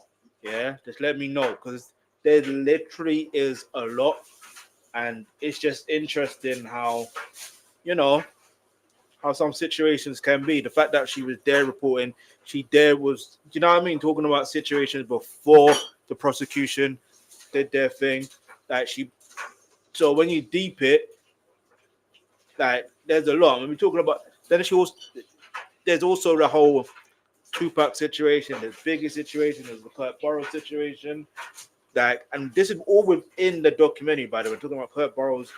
But it's a lot. It's a lot. All right. But anyway, don't go anywhere. Or I don't know if you've seen that video that went viral a few years ago. Don't go anywhere. Don't go anywhere.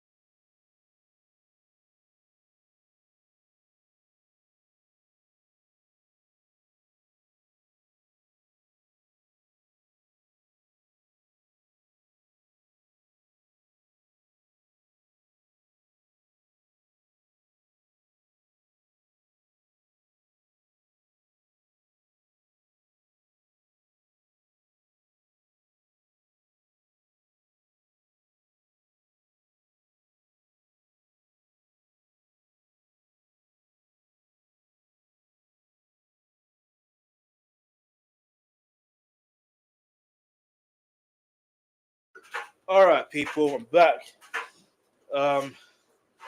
Yeah, let's just get straight back into this. Yeah, let's go.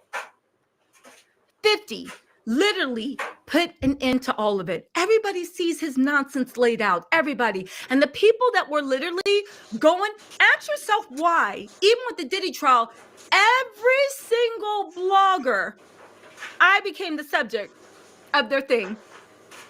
Now, we can reduce that to jealousy, hate, you mad, right? But those idiots weren't smart enough for that type of free thinking. They're not smart enough for a coordinated effort. And they couldn't have a coordinated campaign without somebody giving them marching orders. Again, why? All these men that were attacking, all these, well, what did you get from licking Diddy's balls? Did you get anything? You must feel salty. Did you get anything? Did you get anything? Did you get anything? And do you know why I'm so tough on these bloggers? Because the fact that they were Black men, the fact that they were men with the prostitute's heart. Y'all got a prostitute's heart, a prostitute's heart. But I can tell by your figures, you don't have a prostitute's bank account. So imagine having a prostitute's heart and no money to show for it. You got nothing for getting on your knees and licking that man. Let me shut up. My mom's blowing my phone up right now. Let me move on. Okay, God. All right, let me move on. Let me read this. Hold on. Listen. Okay. Indy, let's see. Ink Pixie says, love you, Tisa. I love you too, Mama. Found you during jury selection. I've never left. You did a great job then on the Dakar. Oh, thank you. Don't let anybody tell you different. Keep it up. Very proud of you. Thank you so much, Ink Pixie. No, listen, I'm finally glad the documentary's out. I can save my peace. I didn't want to do anything to jeopardize the documentary. To tell you the truth, I didn't even know how I was going to be edited in the documentary. They could have had me looking like, hoo-ha. They could have had me as like the crazy blogger lady. So that's another reason why I kept my mouth shut. Because I was like, you don't know how somebody's going to portray you at all. I didn't know the direction they were taking. I had no idea. Like, they kept everybody in the dark. I will say one thing about that documentary, right?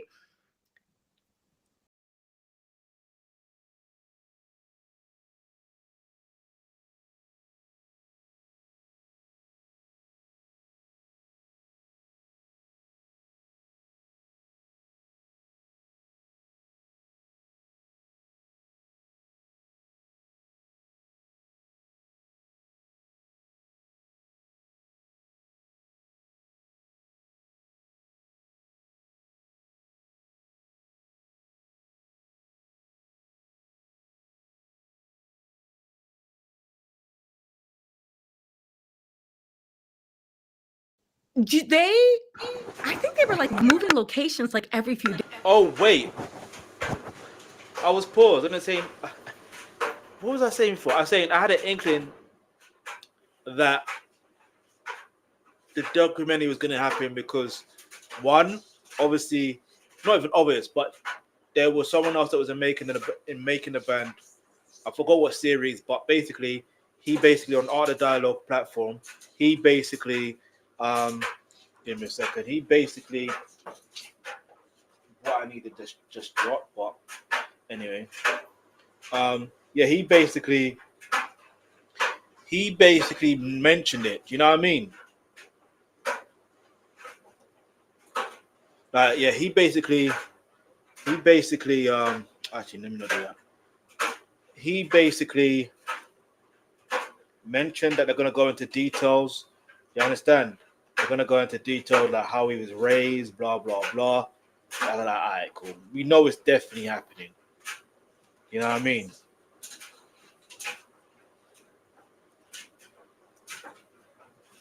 Anyway, let's give it me, man. I had to make some notes. Give me a second. Airtight security, and I am nosy, right? I tried to get it before. I tried to get the tea I could. Oh, that's crazy.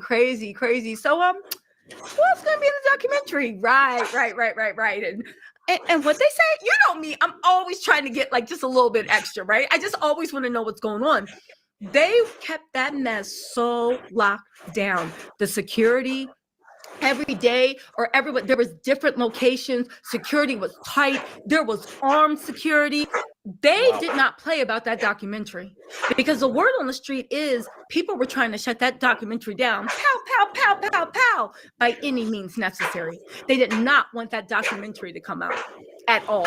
But I don't even think Diddy knew how bad it was going to be with his own words and that own footage. You know what I'm saying? But I'll give y'all more behind the scenes about what happened. It was actually pretty funny. Hey, what's up, Valentine? You said, I love your title. I was with you all the way. I love you too. Thank you, Valentine. Live, laugh, love. Said, I love you, Tisa. You also been in receipts. Oh, thank you for being a member for 5 months too. Valentine, thank you for being a member for 23 months.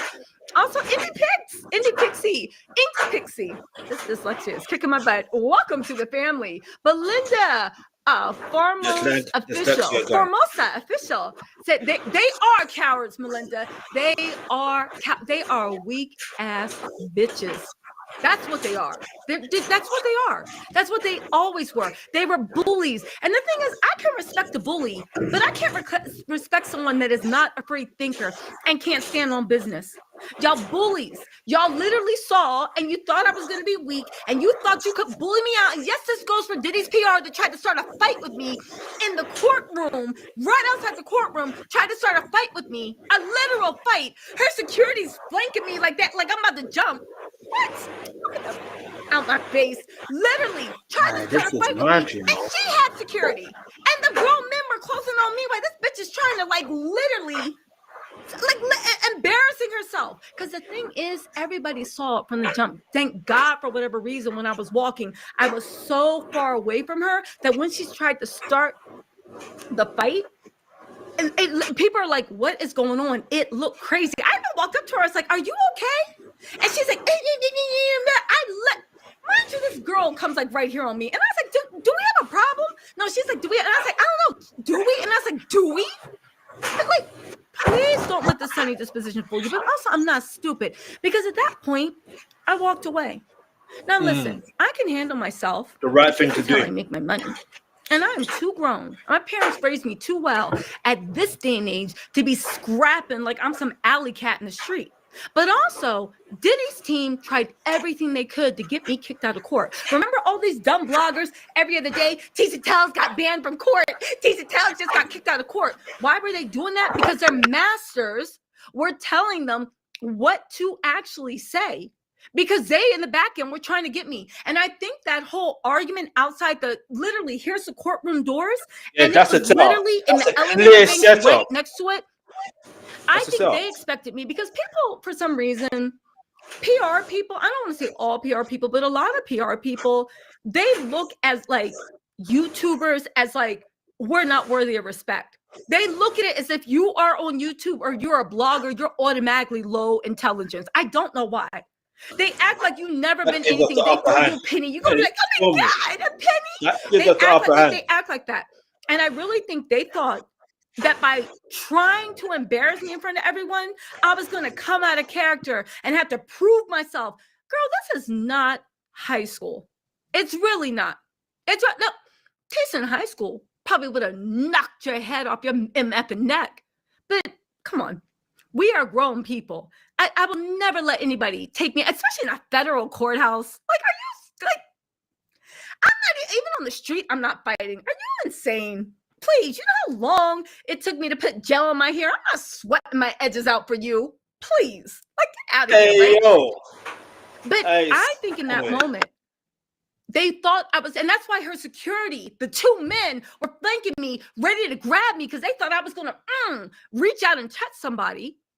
And meanwhile, I'm like, is this bitch on drugs? I literally was confused. Right? I literally was like, is she on drugs? Right?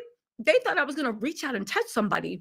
All because, and then when I did that, this game, then they could go and be like, I feel scared that you, because they were part of Diddy's team. There's a person on the team. There's a person on the team that I feel scared of. In the courtroom, I feel scared. She needs to be, and I would have been banned from the courtroom. And nobody's slow. I saw their game. When that stupid, old, pathetic man, right, was sitting up here tweeting lies about me, same way he was tweeting lies about Cardi in the Cardi B trial. When he was tweeting lies, I said one, because don't nobody know who you are. But second of all, I saw the game. You are working in coordination. You got to sit there and lick balls too. All these men on their knees licking balls, and the one girl that did. Sorry, baby, I don't have to do that. Never had to. Never will. You see what integrity will get you? You see what happens when you're raised as a man with a prostitute's heart? No. No. You got a prostitute's heart. And listen, let me stop, because I don't want to disrespect sex workers, because that's a valid job. So not a prostitute's heart, but you got a whore's heart. All these men that were in court going against me, y'all got the heart of a whore. You don't even get paid for it. You get spread open, bust down, lick, suck, bleh, and you don't even get a penny. So I apologize to the prostitutes, because you're doing what you need to do, right? We are pro-sex worker. Don't want to shade anyone. No disrespect. I apologize. They got a whore's heart. Didn't even get anything from it. You just wanted to be loved, and you ain't getting nothing. Ugh, probably trying to audition to be Diddy's next freak-off partners. Anyway, right? Miss Boss Diva said, I love you, TC, reporting on this. Thank you, was impeccable, reliable for the moment. So F the haters. Exactly. Let me stop giving the haters so much, whatever. But I have to take the victory lap, because it made me so mad, the misinformation, when people said that I was lying about the evidence the prosecution brought forth, what was going on with the jurors. And now this documentary actually does vindicate that Diddy didn't get off because he was innocent. He got off because the jurors also had the hearts of a whore, right? They had the heart of a whore. Anyway, sorry to if you are a sex worker or a prostitute. I didn't mean to put you into such bad company, right? But Diddy's team, when they tried to get me kicked out of court, every day they were trying to. That's absolutely insane when you deep it. And like, yes, you may be laughing and joking now, but you start to see a pattern, how manipulative and controlling, how manipulative and controlling Sean Combs really is. Do you understand? And obviously, people who are enabling him. Do you understand? So it's mad. And some people would have fell for the setup. They would have fell for it. So that's why sometimes in certain situations, ignorance is bliss. But also knowing where you are, your environment, federal court. Now, why the hell are you going to fight? Why are you going to start a fight, let alone? Do you know what I mean? It doesn't make sense. So obviously they had an agenda, but let's keep it moving. Remember when all these people somehow got clips? Diddy's team was watching my lives like their life depended on it. And remember they were putting clips. Tisa docs this person. Tisa docs this person. Tisa ain't docs anybody. And too bad y'all don't even know the law, because y'all don't even know what lie. Like the fact that they made up a lie that I worked for the prosecution, was being fed prosecution, and prosecution was paying for my security. I know you so broke and such an idiot. You can't imagine a man, one, loving and respecting a woman enough, my man or my family, to give them protection. And two, you can't ever imagine having that much money. I'm sorry that doesn't exist in your reality. But the fact that if Diddy's team, if any of that was true, Diddy would have gotten a mistrial. They would have gotten off. The prosecutions literally would have been violating the judge's gag order and their ethics and principles. It's literally against the law. Do you understand how much everything would have?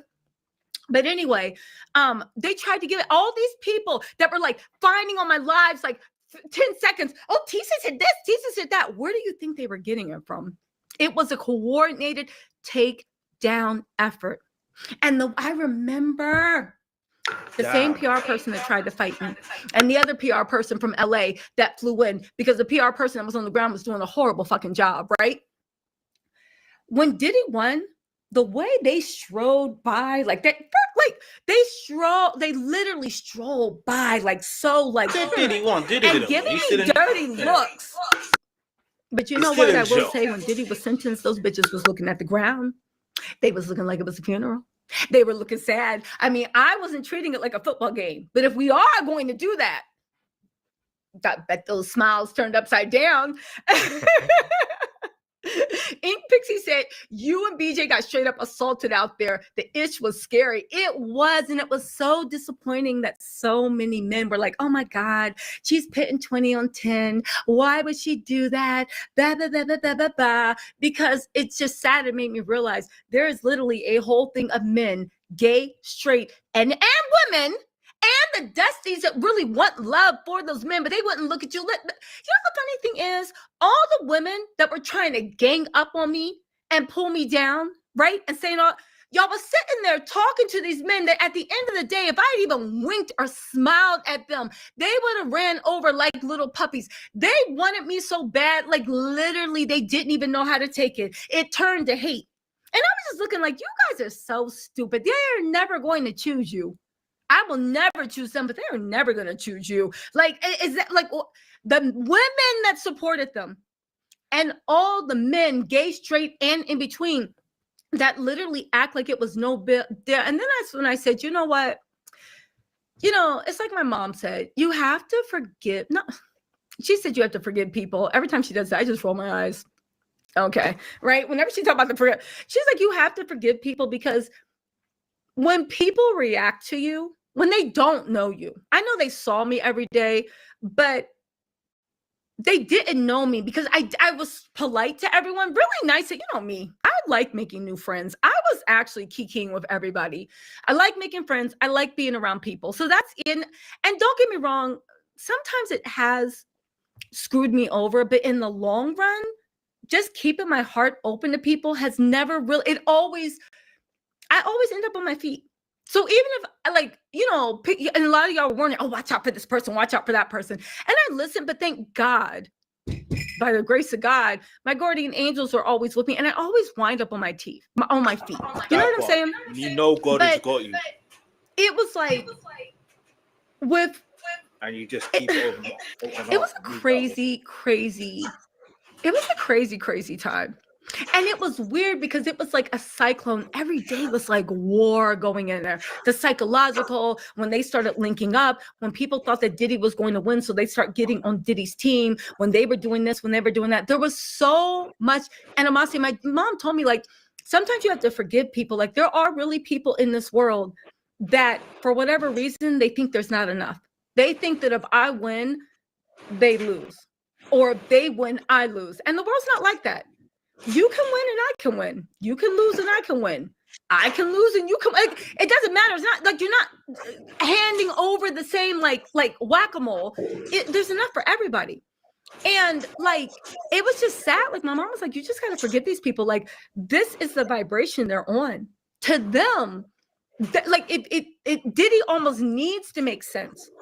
Because if Diddy doesn't make sense, then what does that say of their lives? So yeah, my mom was right about that. It's like, you gotta like not forgive people because like we never had any real conversations, and I never showed them anything in my actions besides smiling. So like, you just have to understand where people are coming from. You know, you just have to understand where people are coming from. You know, shout out to BJ Investigates. She stood on the truth. Her and her husband. Shout out to BJ Investigates and her husband. You know, her husband, when I was filming on the very last day, he came over to me and he was like, Tisa, there's men over there looking for you. And I was like, huh? Because I was in the middle of like going live and stuff. And my security was like this. And he's like, no. I was like, no, I know him. Like, what's going on? He's like, there are men. And I'm like, what? And he's like, no. And I was like, oh, no, that's cool. And he's like, no, they want to hurt you. They want to, like, he's like, he literally was like, I'm scared for you. Like, they want to hurt you. Please be safe. Like, but like, he was genuinely worried. And when he saw all those men screaming, where's Tisa? Where's Tisa? And you can't see it on film, but there was a mob of people coming, men. And there were people with their cell phones out keying because they thought they was going to see me get my ass beat, right? And BJ Investigates' husband, or, you know, what was, going on. But BJ's investigator's husband was like, yo, like he let me brace for the thing, because like, even though I had no idea the hate that was coming, because he'd even put that out there, he literally let me brace for what was coming. And BJ did too. So thank you so much, BJ, and her lovely husband. I don't want to call him Mr. BJ, but because I don't know how to say BJ's last name, but Mr. J. Thank you so much. So anyway, let's get back into the shocking things that happened in the Diddy in the Netflix documentary, The Reckoning. Okay, so this isn't going to ruin it for you. It almost felt like a trial. You guys do need to know this, right? Let's see. Oh, so. Okay, so how did the filmmakers end up with the hotel footage of Diddy the days before his arrest? Okay. So Alexandria Stapleton and Vanessa both say it came to us. We obtained the footage legally and have necessary rights. One thing about Sean Combs is that he's always filming himself, and it's been an obsession throughout the decades. Okay, so a little inside tea. This is what my sources are saying that it happened. Okay. Diddy don't like to pay anybody. All right, and this is just what I'm hearing. Diddy don't like to pay anybody. Same way Little Rod literally got Diddy's house raided pretty much because Diddy didn't want to give him like what, 30,000. Apparently Diddy thought he was going to beat these charges, and he thought he was going to one up 50 because 50 Cent said he was making a doc. Diddy was like, went to Netflix and a bunch of like, yo, I'm going to make my own doc too. That's when he thought he was getting off.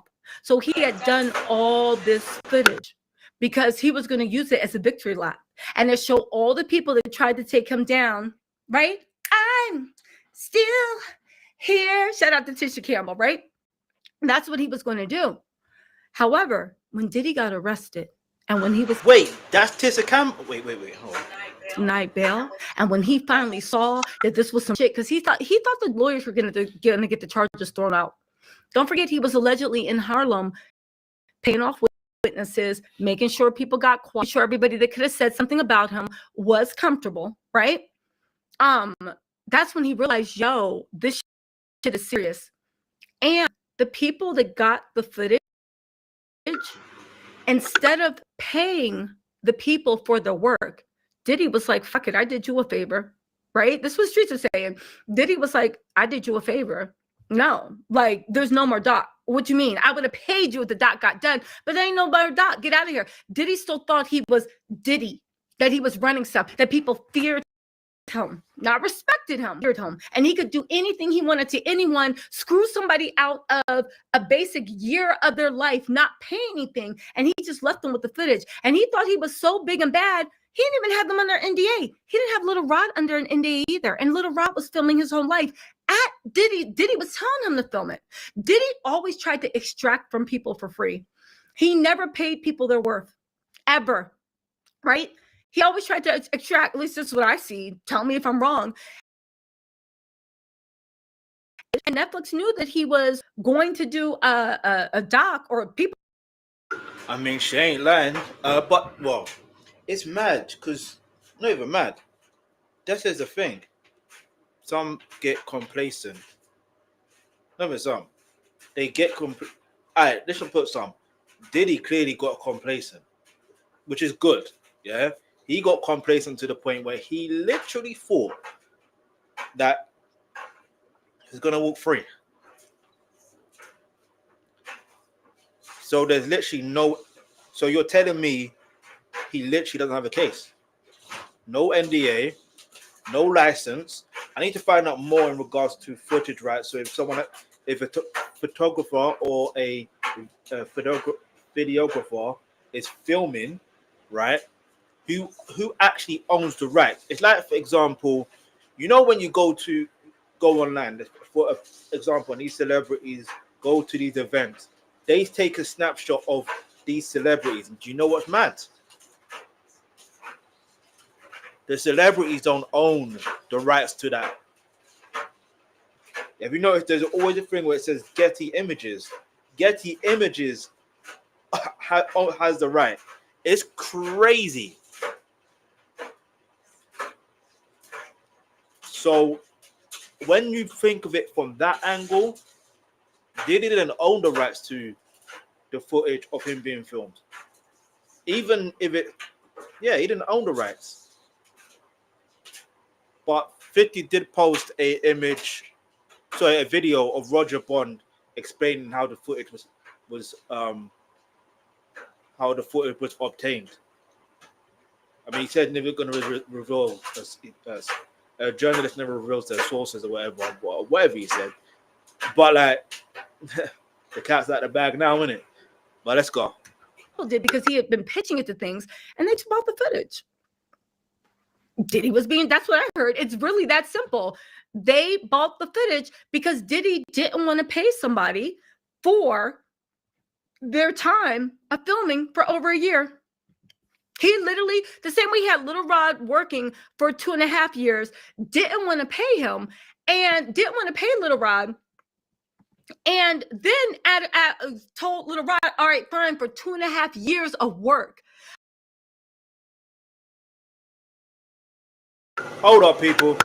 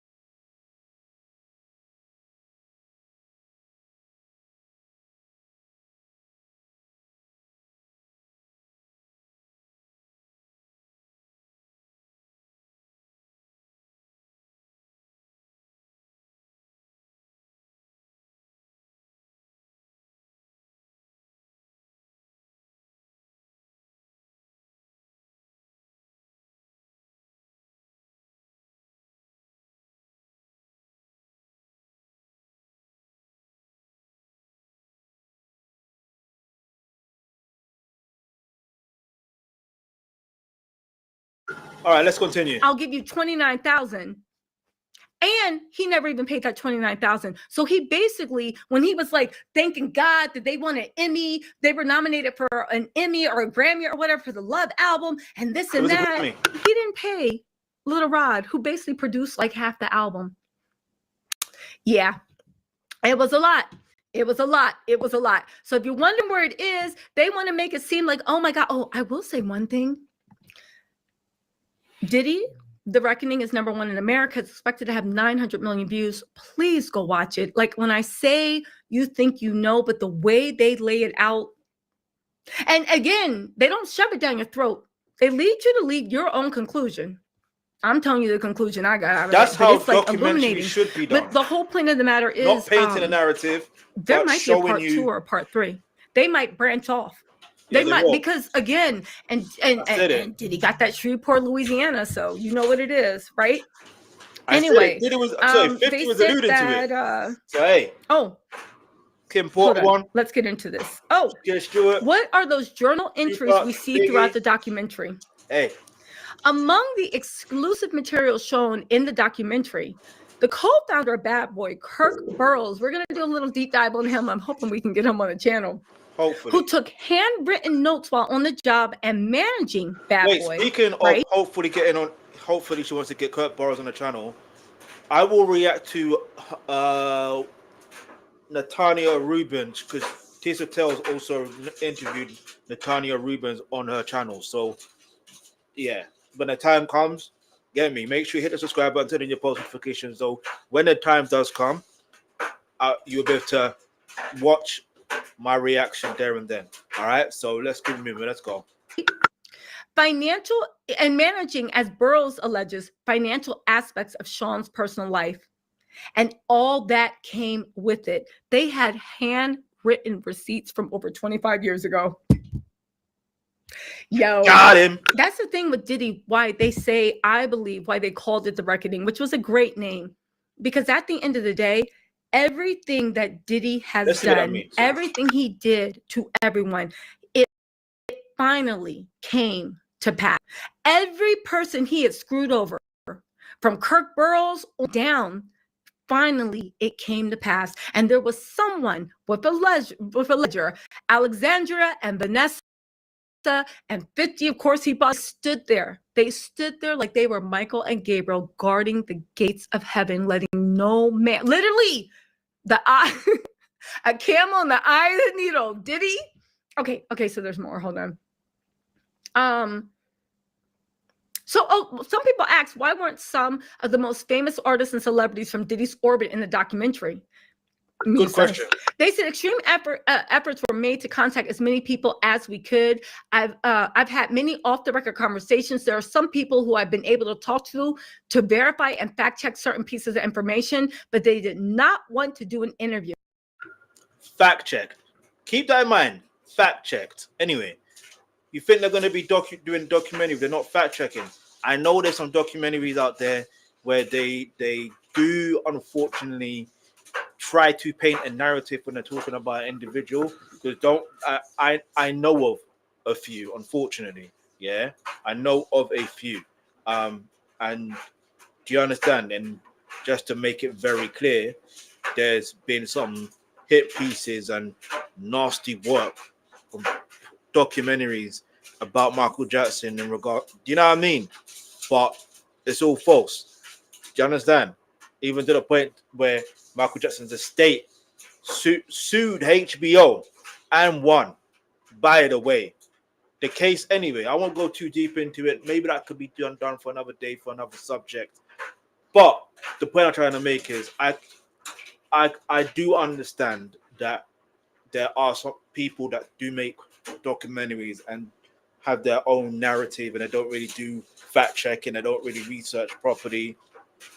So, but I felt that they definitely fact checked this only because of the legal implications. Do you understand? Just because of the legal implications. Some people don't care about legal implications, but I reckon 50, Alex Stapleton, she mentioned the woman named Vanessa. I feel like everyone had to fact check. They had to. Plus, although Diddy's in jail, 50 months with time served, if he was to come out, guess what happens? He could sue with Michael Jackson. Unfortunately, yes, his estate is able to sue HBO, but at the same time, I don't know, it's mad. But anyway, forget this. It's not about Michael Jackson. This is about Diddy, Tisa Tells, spilling the tea. Let's go. The reasons for Bass, there was a lot of fear. Diddy's tentacles spread very wide. And I think a lot of people want to put this behind them. A lot of people are really struggling with being so connected to his legacy and want to be independent of that. And some of those reasons I will never know. That's why they said we also reached out to Sean Combs' legal team for an interview multiple times, but we didn't hear back. I know that's right. Now, who was in there? Just to let you guys know, Aubrey O'Day was there. She actually has some really sad stuff to say, even about like what one lawsuit has to say. Kirk Burroughs, of course, you guys know, the co-founder, the Jurors, I think it was 60 and 175. They were both dizzy bitches. And yes, it was a man, and he was the biggest bitch of all. You know, the fact that you are so clueless into how disgusting and filthy your mind is, that you don't even realize that what you're saying is absolutely deplorable. I remember I was watching that guy, the Indian guy. One day she beat up, the next minute she was back. Hand can't clap without two people. You need both hands. Nah, for real. That part there, yeah, I was thinking that doesn't even make sense. Like I promise you, it doesn't make sense. If you can make sense of it, leave your hands in the comment section below, because I don't know. And then because the fact is saying you can run away or from the situation or walk away, but that's the whole point. Wasn't there no evidence of her trying to run away? And then Diddy, like, there's literally evidence of her trying to get away. She was trying, and you saw what happened to her. You saw what Diddy did. So, like, what do you want? Do you understand? You heard her mom speak, and that that's why I'm like, when I was going through the trial and reacting to it, that's why I was just confused, thinking, bro, they not confused. I was like, yeah, he's guilty on all counts. Only to realize, okay, he's guilty on a few counts, but how and why? Because everything links up to all of them. So clearly, there's some discrepancy with some of the jurors. Maybe they wanted to the 4th of July situation, but let's keep it moving. Let's go. You dumb Dizzy. Oh God, I feel sorry for whoever's grandma he probably been beaten on for how long. I don't know if he has been, but he displays the mindset of an abuser. Allegedly, right? He even said that like you can't have it both ways. You can't have a life of luxury and not pay for it. Just disgusting. And then the goofy juror, Diddy was nodding, and I was not. She thought that girl thought they were friends. She thought he was friends. She thought he was friend. And and the thing is, people are like, "Oh my God, Diddy might have paid the jury off. Diddy might have paid the jury off." I don't think Diddy had to pay anybody off. Those goofy asses, they did it for free. They did it for free. Joy Dickerson Neal, an alleged victim and former acquaintance of Diddy. Do you want to hear one important thing? So I have heard, I'll do a separate video about this, but you guys are the first to actually hear this, okay? And it's very important that you guys hear it, all right?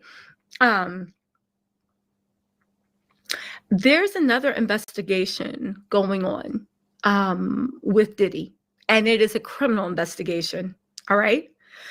Diddy and Conrad Murray, they're the subjects of the investigation. And I was talking about Michael Jackson earlier. This is insane. Wait. It can't be the same Conrad Murray. Surely not. Surely not. Because remember, if you watch my reaction to the documentary of The Reckoning, what's his name? Saeed Muhammad. Like Fahim Muhammad. He also was part of Michael Jackson's security detail.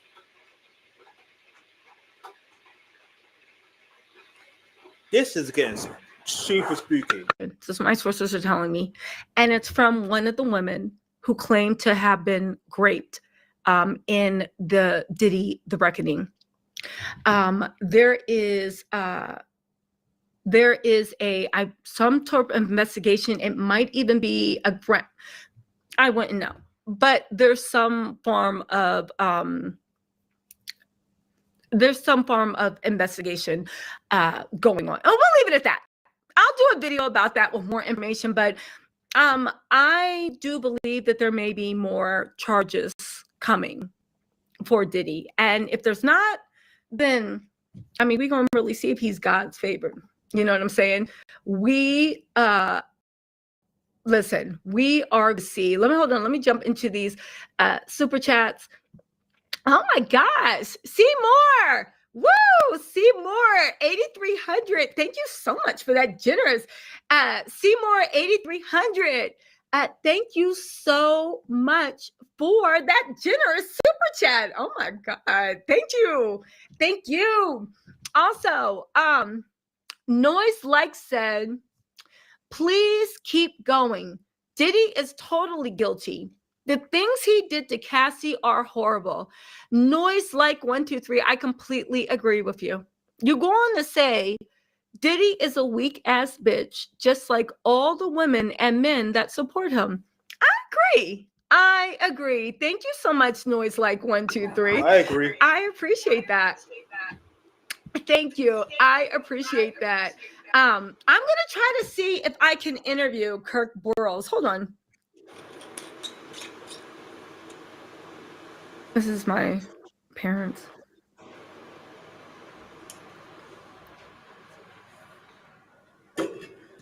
Okay, I'm gonna try to keep it PG. Okay. You have to keep it PG. Kales, you're right. You said if he walks in public now, who knows? He's probably more safe in prison at this point. I agree with you. I completely. Seymour 8300. Thank you again for that generous super chat. Allegedly, I don't know. Yeah, I agree. I completely agree with you. I will say also, let's get back into this whole thing. Okay, so they had the jurors, right? They had D1, he's a former member of the Mansfield Crips. Eric Sermon, apparently he was a huge rapper and former member of a group called EPMD. Like, apparently? No. Tisa Tells, you gotta do your homework. Hey, Eric Sermon is one of the greatest producers. Like, listen, he helped shift the he, even though he was more left the 80s, but he kind of helped shift that sound into, I don't know how to explain it, that East Coast sound. I don't know how to explain it. You just know when it's an East Coast sound. You understand? So yeah, he helped produce artists like Redman as well. Like, and I just seen a clip where on his interview with Joe and Jay, the podcast, where he missed out on the opportunity from the start working with 50 Cent, which is so mad when I think about it. He missed out on an opportunity with signing, I think he said Raekwon from Wu-Tang. And then he missed out on the opportunity with working with another artist. Like, I'm telling you, yeah. No, Nas. It was Nas, I believe it was. So in the early stages of their careers, like I'm telling you, like Eric Sermon, yeah, the Green Eye Bandit. Do you know what I'm saying? Hey, listen, I'm telling you, this guy is too. Hey, listen. If you know, you know. But anyway, some people are into hip hop like that. You know what I mean? To do a thorough investigation and to realize, oh, raw, this is why this sounds like this. You know what I'm saying? But anyway, let's go. around the, like, he's like rap royalty, I guess, like around like the whole yeah, he is. Who's that guy? Big Daddy Ken, something like that. And then like Big Daddy Kane should take it off. I reminisce. Do you guys know who that is? Listen, I'm talking about Big Daddy Kane. Do you guys know? Anyway, we'll figure it out. He said We'll Big figure Daddy it out. Kane. That's funny to me. Oh, that's a good one. Maria said, Tisa, I'd like to know, how do Harlem people feel now that the documentary shows evidence of Diddy involvement in Biggie's death? Exactly. Please interview his people that Harlem. Biggie What about paid Brooklyn? for his What about New You York? know what? I would love to do that. I wonder how they do feel now that they see that Diddy's an absolute horrible human being. And a lot of grace that they were giving Diddy was because people were just like, you know, a lot of grace that they were giving Diddy, it's just because people were, you know, I don't know. I guess they were giving Diddy grace because he seemed like a really good person. He's really good at hiding who he is. Oh, thank you, Big Daddy Kane and Pete Rock. It's Pete Rock and CL Smooth. Okay. I need Pete Rock and CL Smooth to reconcile. Pete Rock. So Pete Rock and Pete Rock is cousins with Heavy D in it. You see the connection there. All right then. Anyway, listen. What I need you to do, I need you to hit the subscribe button, turn on your post notification. We're gonna take another little short break. While I take a short break, make sure you leave a comment in the comments below. Let me know what your thoughts are so far, because there's a lot going on. And let me know if you are a hip hop fan. Let me know what hip hop artists you want me to react to. Leave it in the comments below. Old, new, whatever. You know what I'm saying? We'll see what we can do. But I'm doing that as if no. You know when it's finished. It's not finished yet. Come on, let's go.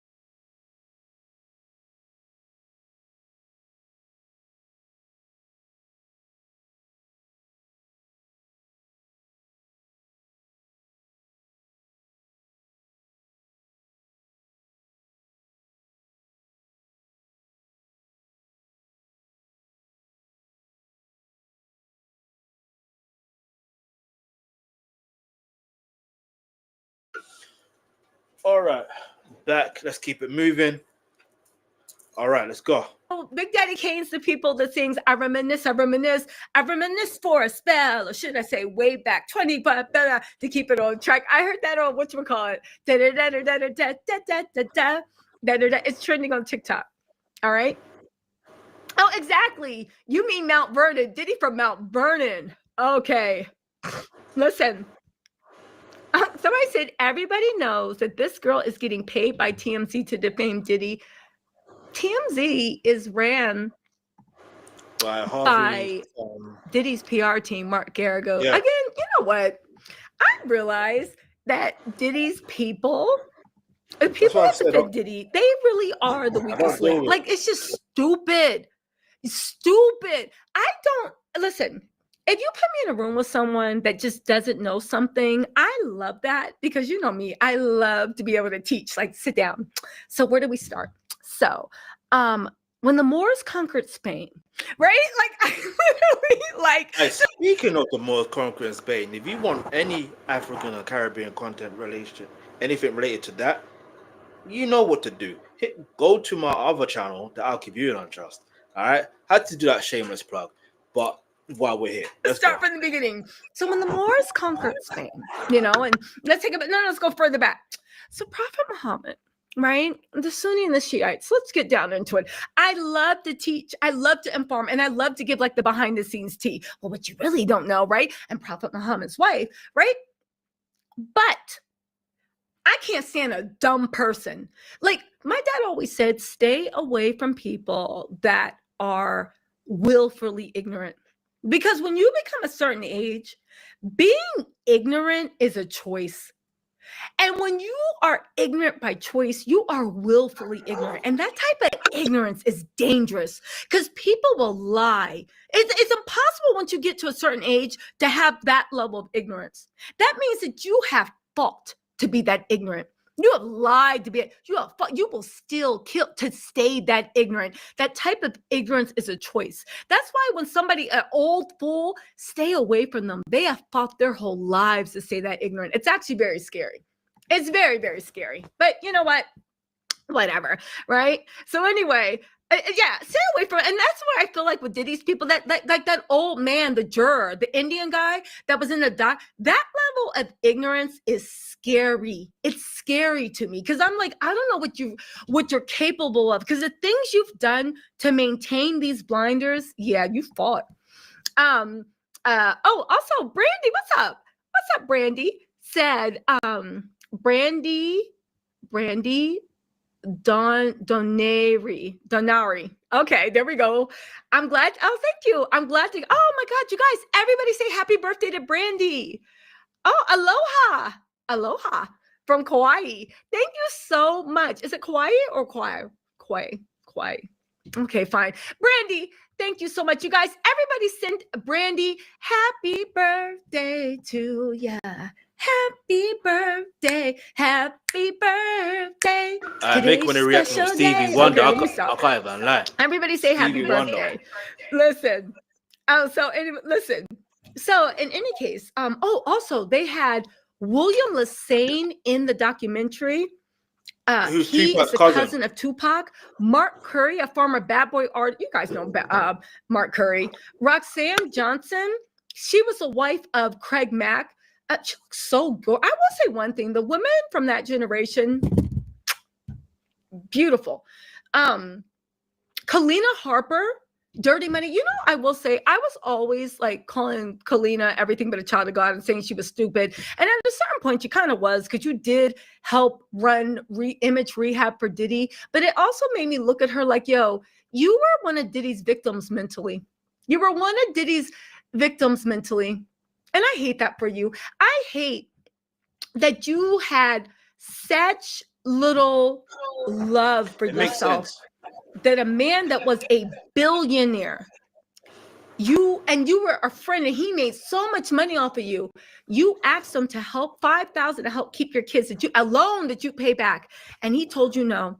And you had such little love and regard for yourself and a need to help this man and prove yourself to him that you ended up literally going to war for him and saying things that could have gotten you in deep trouble. 1K All each. for, I don't know. Night.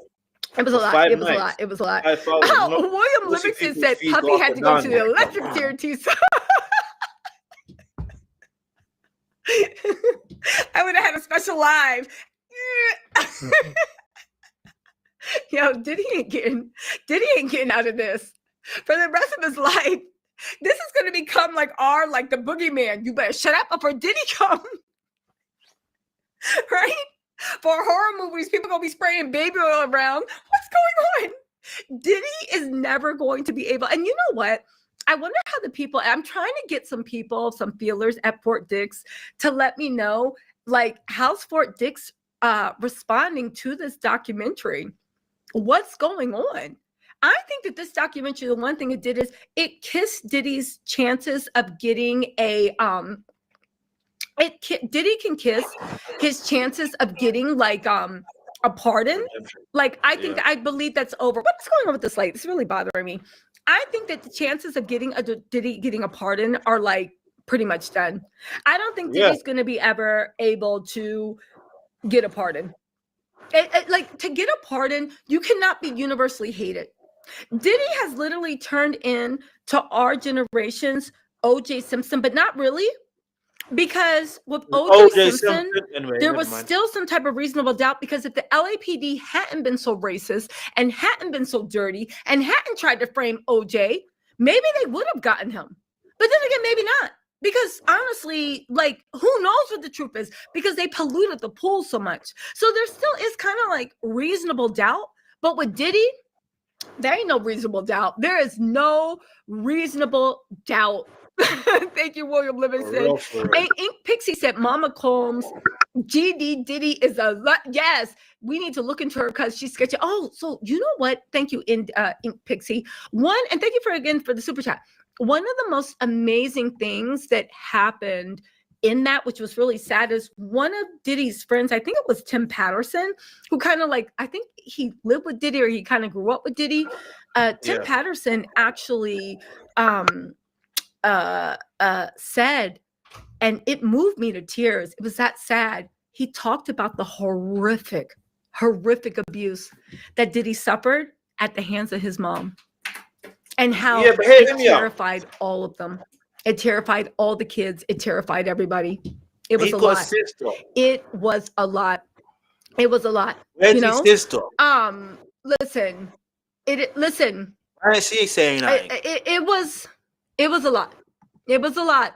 And again, it's not to make an excuse. It's only to better understand. It's not an excuse, but it's only better to understand. But again, this is my issue with Misa that went on live and all this stuff, and what issue I have with everybody from Diddy thing. Like, you cannot benefit off of that man. But then when we're like, yo, so what happened? Well, who knows? I don't know. I can't do that. Like, you're either tied to his legacy or you're not. Anyway, who else was in there? Brooklyn Babs was there from Making of the Band. She looks so good. You know what? Let me say something about Brooklyn Babs. When she wasn't Making the Band, Brooklyn Babs just had this way about her. She had like the most beautiful face, the most beautiful eye shape, but there was something about the way she moved and the way that she talked that just drew you in. Like, it was just something so musical, melodic, and you saw the way she moved. Like, she was very mesmerizing, right? Brooklyn Babs. And you see her on the documentary, and you're like, Babs still got it. She looked so pretty. She looked like a little baby doll. She's like, and then she had her thick Brooklyn accent. Something about Brooklyn Babs, like the way she talked, the way everything. It was just, it was a lot. She looked just as beautiful, but I'm like, wow, she's still just as, anyway, hold on. Okay, also, hold on.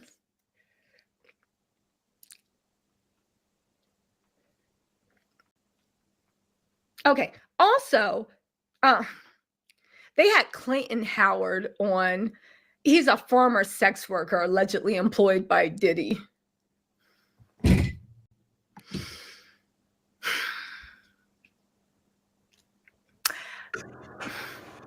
Are none of these men embarrassed?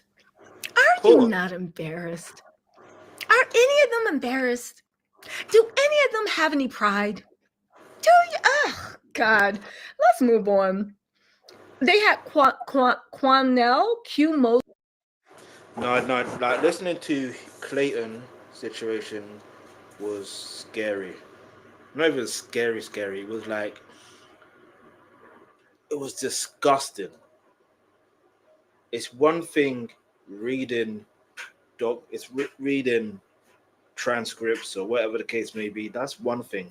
But then when you actually hear someone speak and they're detailing things, it's crazy. And the fact that you mentioned had a sit Cassie was hired from the 9th of March every 9th of March. Well, most of the time 9th of March. But Diddy wasn't there. And I said it. Is that guilty conscience or something? Because why? And then on top of that, then there was something else he said. I'm like, yo, time out. But aside from that, there was something else that Tisa had mentioned. Yeah, all right, she mentioned about William Hussein, Tupac's cousin. I'm glad that William Hussein was in this documentary. And here's why. I feel that now most people are going to, if they don't, I will do it myself. I will react to content in regards to William Hussein talking about his cousin, because there's a lot of information that is getting misconstrued. Yeah. And I believe it was William Hussein who, because Tupac wasn't necessarily, I'm not going to say he wasn't meant to go to Las Vegas, but he wanted to solve a problem, a family problem, and that family problem had to do with, I think, William Hussein or William Hussein's brother. I can't remember who was involved, but I just know William Hussein is there somehow, somewhere. Even the Quad Studio situation, unfortunately, I think he was arrested just before that incident happened. And it almost felt, it's so mad when you deep certain situations. Now, hear me out. Here's another thing I do want to mention. The fact that he pieced everything together, like, as in, like, and he's starting to realize certain things. Like, it's mad. But he knew Biggie and Tupac were friends. Again, it's not just, man, it's just deep, man. It's deep. But yeah, the fact that they have certain people in there, documentaries are an interesting piece of work, because you have to think, and again, fact check. You have to fact check everything. So the fact that they fact check everything, you know what I mean? But it would have been interesting to see Gene Deal there, but he wasn't. It would have been interesting to see Mary J. Blige, but she wasn't. But yeah, man, let's go. Oh, cute. I'm like, who's Cornell? They had you for making of the band, the member of Day 26. Now, here's the funny thing. Do you know where I think this documentary, now that Alex and Vanessa are doing the damn thing, and 50 probably got like even more money from Netflix, they should do a Diddy and do it from the point of the artist he signed. Because one of the things that all the people like to say is, oh, Diddy helped the community. He did this, he created a legacy, black artists. No, we need to actually talk to the artists he signed and actually found out the horrors they had to suffer, the indignities, the poverty, the brokenness, like the degradation, like who Diddy actually truly was. You know what I'm saying? That would be a great part too. Get all of Day 26. So they also had Brian Andrews. You remember Willie Teller and Robert Curry. They were making of the band contestants, and they were also members of Day 26, right? Then they had Greg Kading. He was a former LAPD detective that was looking into Tupac's death. Time out. All right, let's readjust. All right, so, and I'm probably have to react to the documentary. He was part of another documentary before, and basically it wasn't to do with Tupac. He wasn't investigating Tupac. It literally doesn't, well, It makes sense in the sense of Orlando Anderson, Keefe D, them being from LA. But the incident they're talking about took place in Las Vegas. Yeah. So the police jurisdiction is actually Las Vegas Police Department. Las Vegas Police Department. So LVPD. That's their jurisdiction, right? What makes more sense, and I could be wrong because sometimes you could watch something and your memory could be what you thought it was, but it's completely different. But I can't say I know I'm not wrong, but I do have an inkling, and I do think, and I do remember that you see when Craig Caden when he gave Keefe D a proffer agreement, in that conversation that was taped, he basically, what's the word? It almost felt like he started with the whole Biggie case. And then Keefe D goes, "No, that wasn't us." Do you understand? Because you have to understand what they played from the timeline of it didn't make sense. It almost felt like he was saying something beforehand. If you watch the documentary, I'm talking about the Reckoning documentary, episode 2, you will understand what I'm talking about, right? And so yeah, he wasn't investigating the Tupac situation. He wasn't. That wasn't his thing. I could be wrong.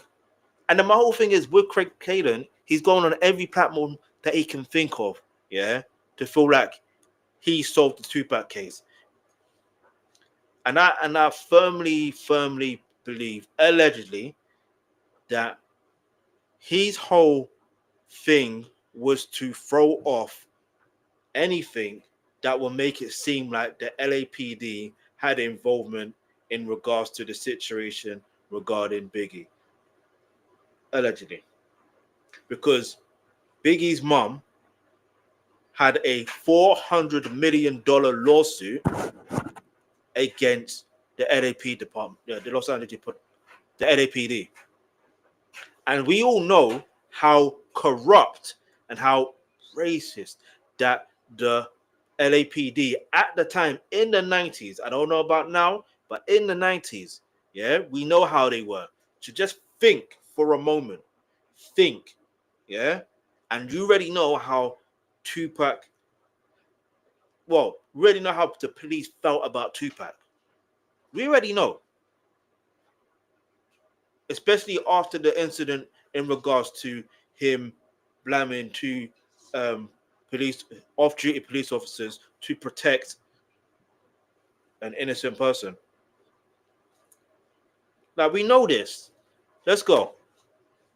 And Derek Parker, the former head of NYPD Rap Intelligence Unit, and of course, last but not least, Roger Capricorn Clark. I think I also had Roger Bonds in there. Roger Bonds. You know what? I've been critical of Roger Bonds in the past, right? And also to a certain extent, Capricorn Clark.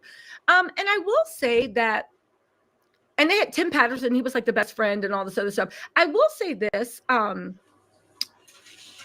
they took accountability. They acknowledged that they danced with the devil, and they acknowledged that they helped the devil.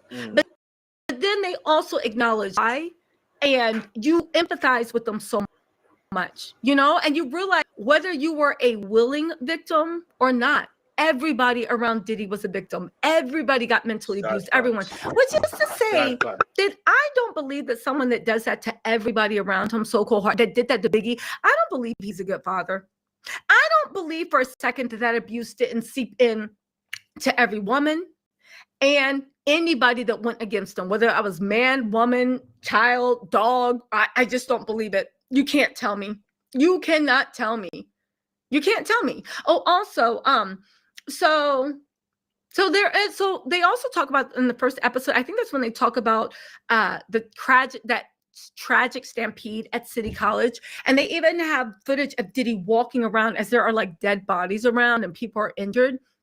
And the one thing that I took away from that was from even that old footage, Diddy didn't care back then. You could tell that was like, damn, like it's like he wasn't upset from like the loss and the hurt.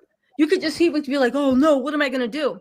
And then they told the story that I think it was Tim Patterson, no, or maybe it was Kirk Burroughs. One of them was telling the story of Diddy was in like, damn, what am I going to do? Not caring about the loss of death or anything, but like, yo, what am I going to do? This is my first big event. I put a lot of money in it. Like, you know, this is before they even know whether he would get charges, because the promoter did pack the place. And when it was time for like the stampede, they shut the doors, and that's how a lot of people got stampeded.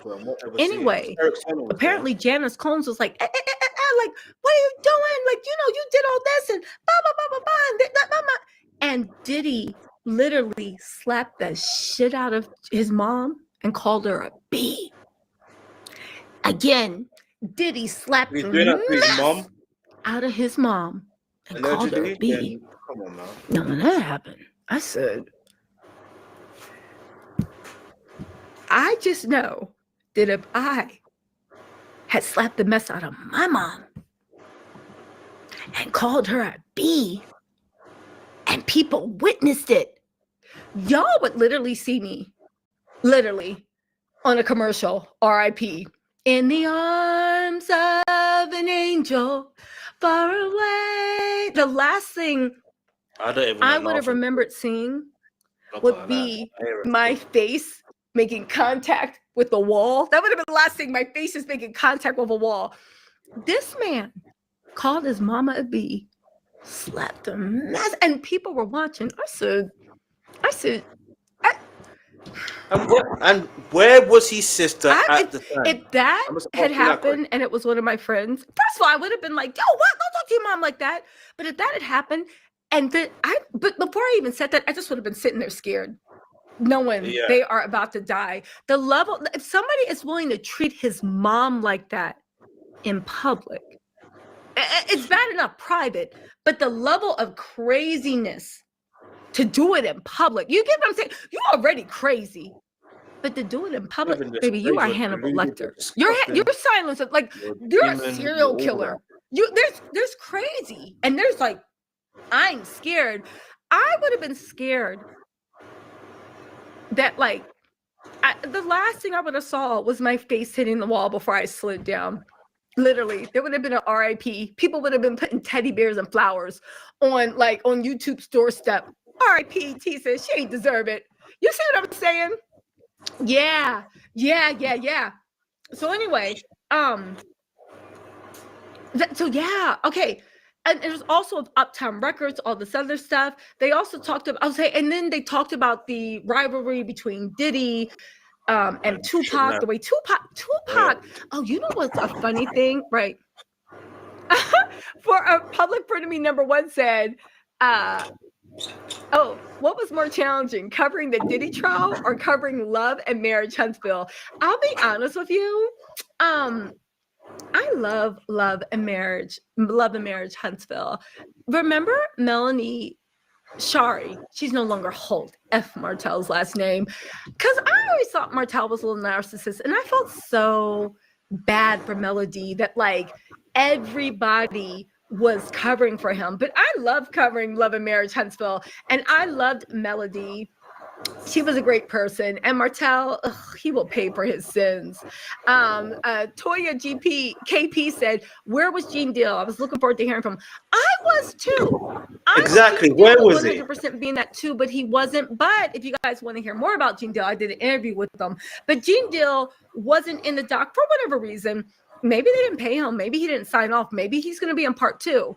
But Gene Deal wasn't in the doc. I was disappointed about that. But Gene Deal's never been sued. And I 100% believe that Gene Deal is, I 100% believe that Gene Deal's an actual, factual, very honest person and a man of integrity too.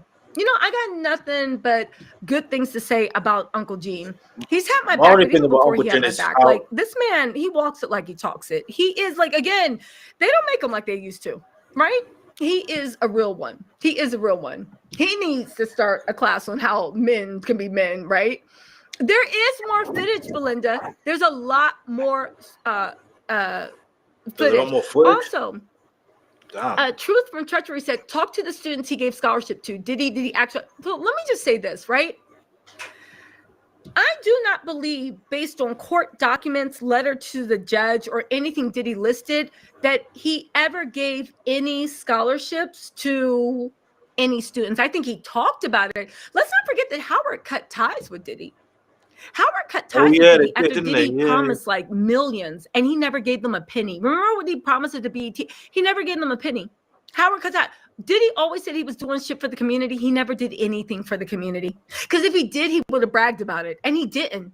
He did. It's like he lied about giving those 1,000 inmates in jail Thanksgiving dinner. Right? He's just a liar. And for so long, he's been able to get away with it. Right? Again, don't get me wrong. For some reason, every time Diddy opened his mouth and every time he said something, I could just see straight through it. Don't ask me why. But I could just see straight through it. Like, are you kidding me?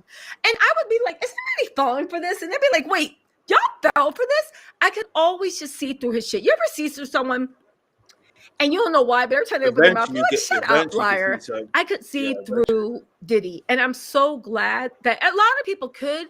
But I think because like he fooled the masses, now that this documentary's out, he can't fool anybody anymore. And I think it was so easy to get away with those lies because he was an expert at running interference, running this, running that. And now that all eyes are on him, he can't hide from who he is, you know? No drugs to take, no narcotics. Yeah. No alcohol, you guys have to see episode 2 when they get into the Biggie and Tupac stuff. I agree. People need to watch that. Keith D's trial got pushed back to 2026. I wonder if they're finally going to get Diddy. But then again, I think Keith D is still affiliated. And I don't think the Crips went that out. Right? If they did. Or maybe they don't care. Maybe it's time to cut Diddy close. Oh, also, right? There was they also went in. So remember how Diddy tried to make Diddy's team and lawyers tried to make Little Rod look like he was crazy? We're in Little Rod's lawsuit. And before we get into the whole Little Rod situation, do you know what's like that Tupac situation? All right, the Keefe D trial, and if you watch my reaction to Sean Combs' trial, the Diddy's trial, yeah. I literally was telling you guys, his name has been mentioned 77 times. Sean Combs' name, Diddy's name, has been mentioned 77 times. Yeah.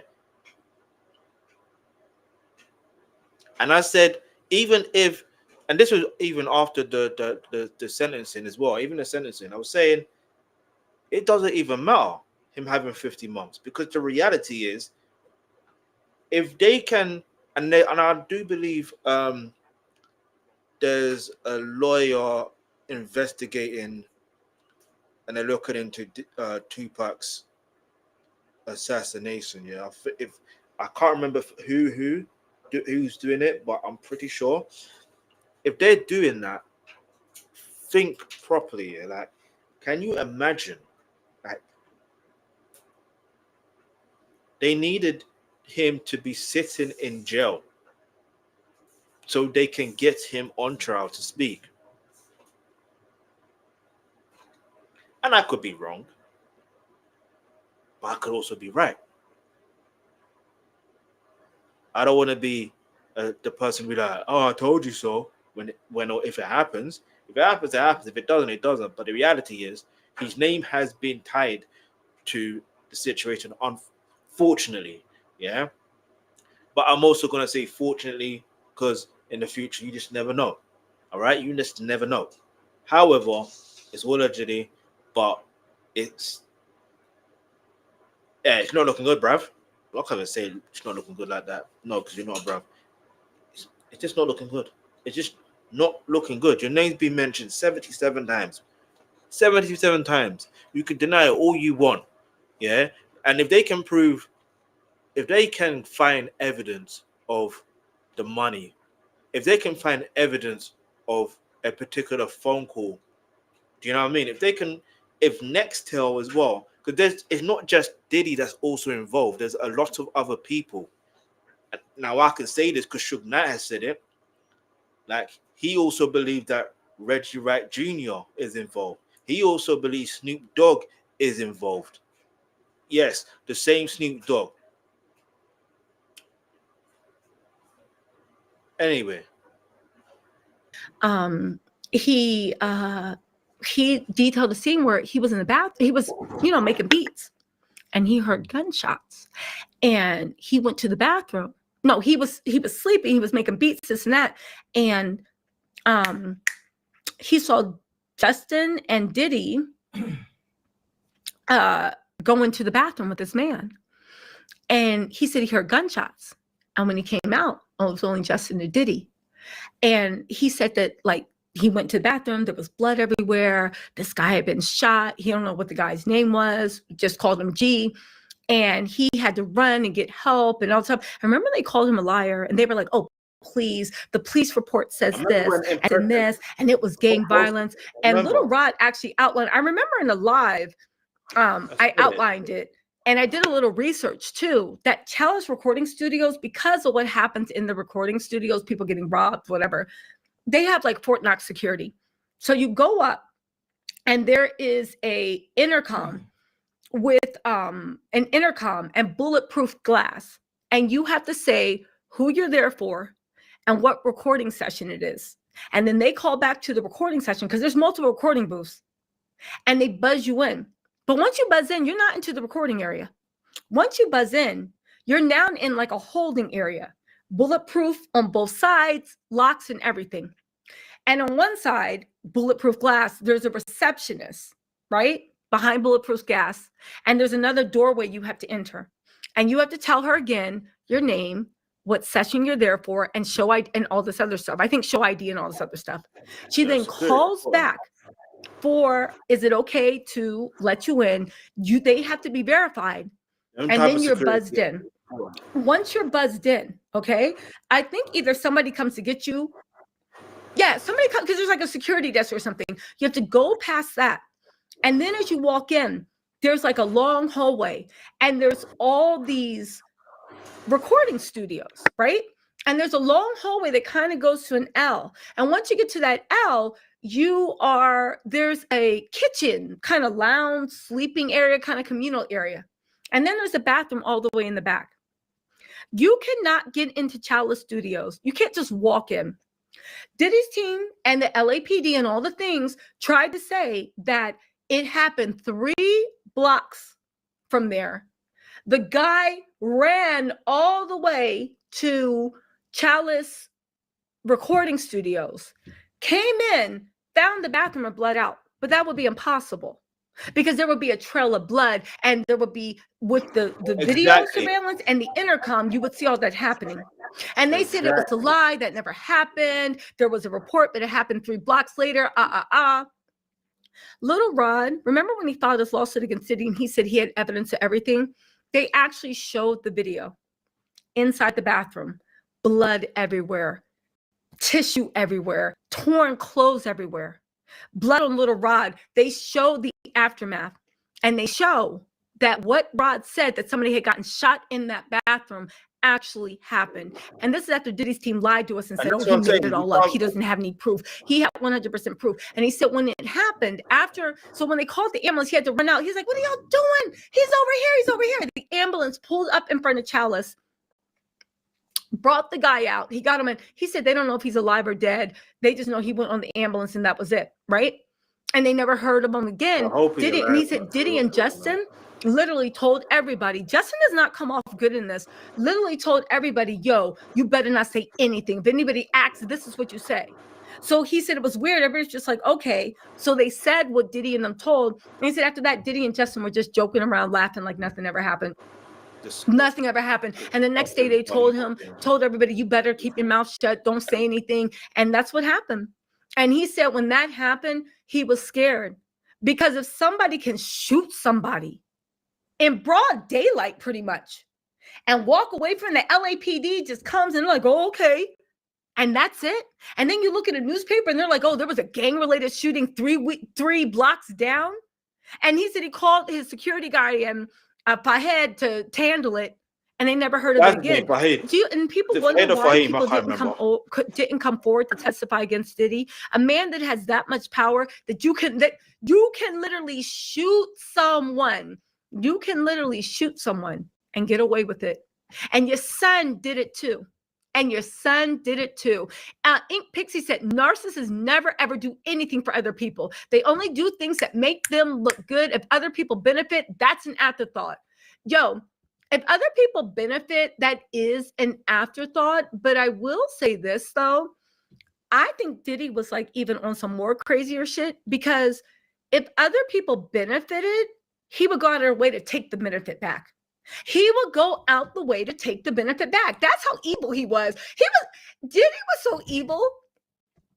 Even other narcissists were like, oh my God, like, why can't they? Like, he was so evil. I think he made other narcissists clutch their like, what?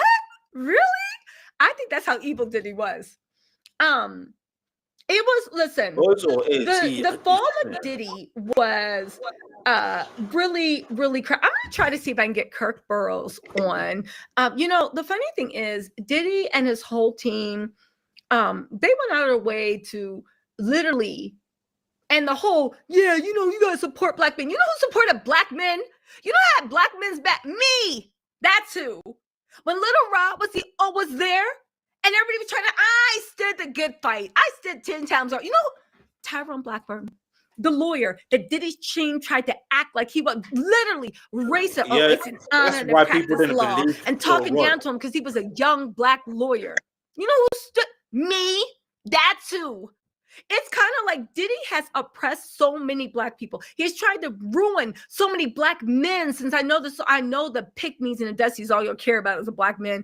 He has tried to ruin so many black men's careers. He has ruined so many black men's lives. He's ruined so many people's lives, right? And the fact that people still want to rally around and throw the black community flag over Diddy being Captain Save-A-Ho. What did Diddy ever do for the black community except for steal from us, take advantage of us, rape us, rob us? What did Diddy ever do? What did he ever do? Trust me, he's a colonizer. Now, of course, it is alleged. Based off the testimony, that's my definition of great. But, what did he ever do for the black community? What did he ever do? Be accused of rape? Be accused of being a degenerate? Being accused of being a pervert? Being accused of, according to his own children, first time sober in 25 years? Now, because our dad's in jail, he's actually involved and present?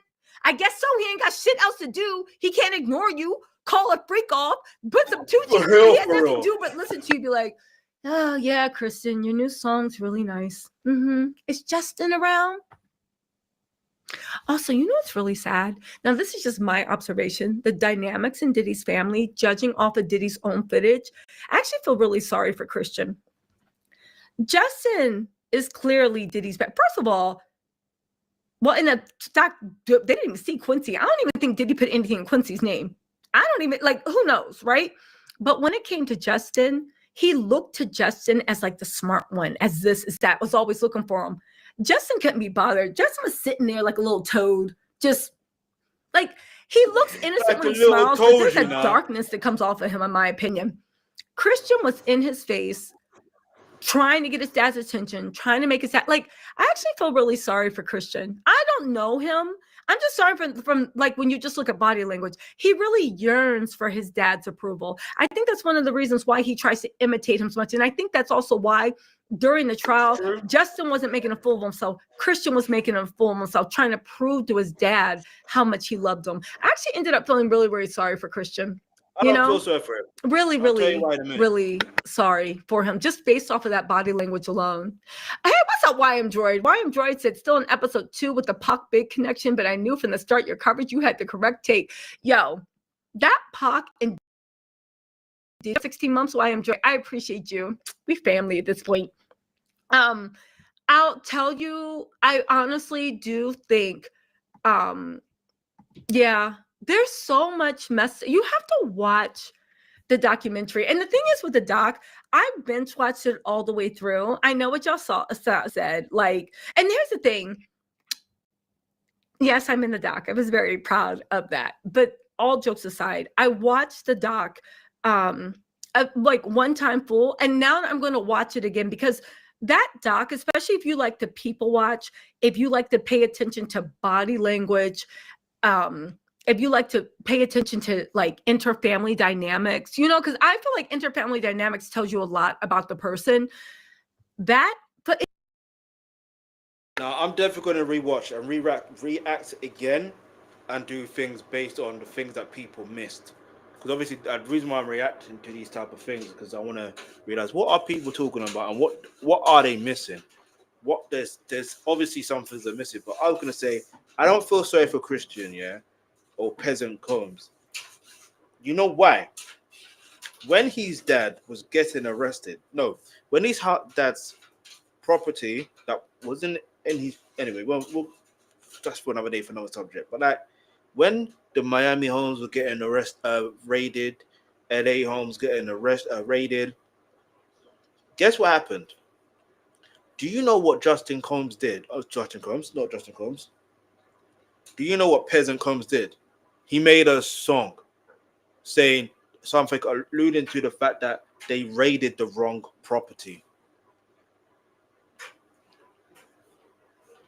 I don't feel sorry for him. I genuinely don't. Now he's a grown man. I don't feel sorry for him. If he's a child, I would feel sorry for the child. But if you're a grown man now, no, I don't feel sorry for you. I don't. But let's keep it moving. But yeah, it did look like it did look that Christian. No, no. Maybe I have to rewatch. I'll rewatch and look. It's not just a little footage. Diddy did him own self in. Like Diddy was his own. I wish to God they had shared that footage with the Southern District of New York. That ninja wouldn't have gotten out, right?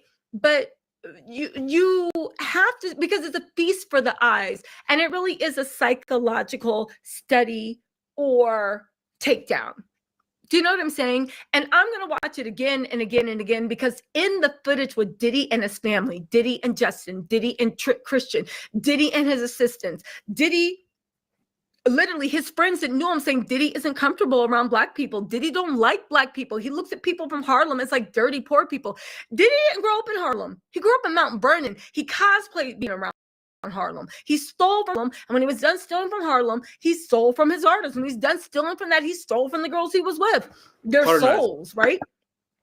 But my whole point of the matter is, I do think this documentary is going to go down in the books, and each time you watch it, you're going to get something different out of it. Watching, like, that's how good this documentary is, you know. Acoustic Fools at Tisa, I want you to do a deep dive about Diddy being an informant and an operative for 3-letter agencies. So listen, I have a bunch of, I'm working on it now, but I'm trying to get some long form videos out for you guys that present the story. I mean, I know I love talking off the cuff. I hope you guys listen to me, but I do feel, especially I've been inspired by that documentary, how you can say things, right?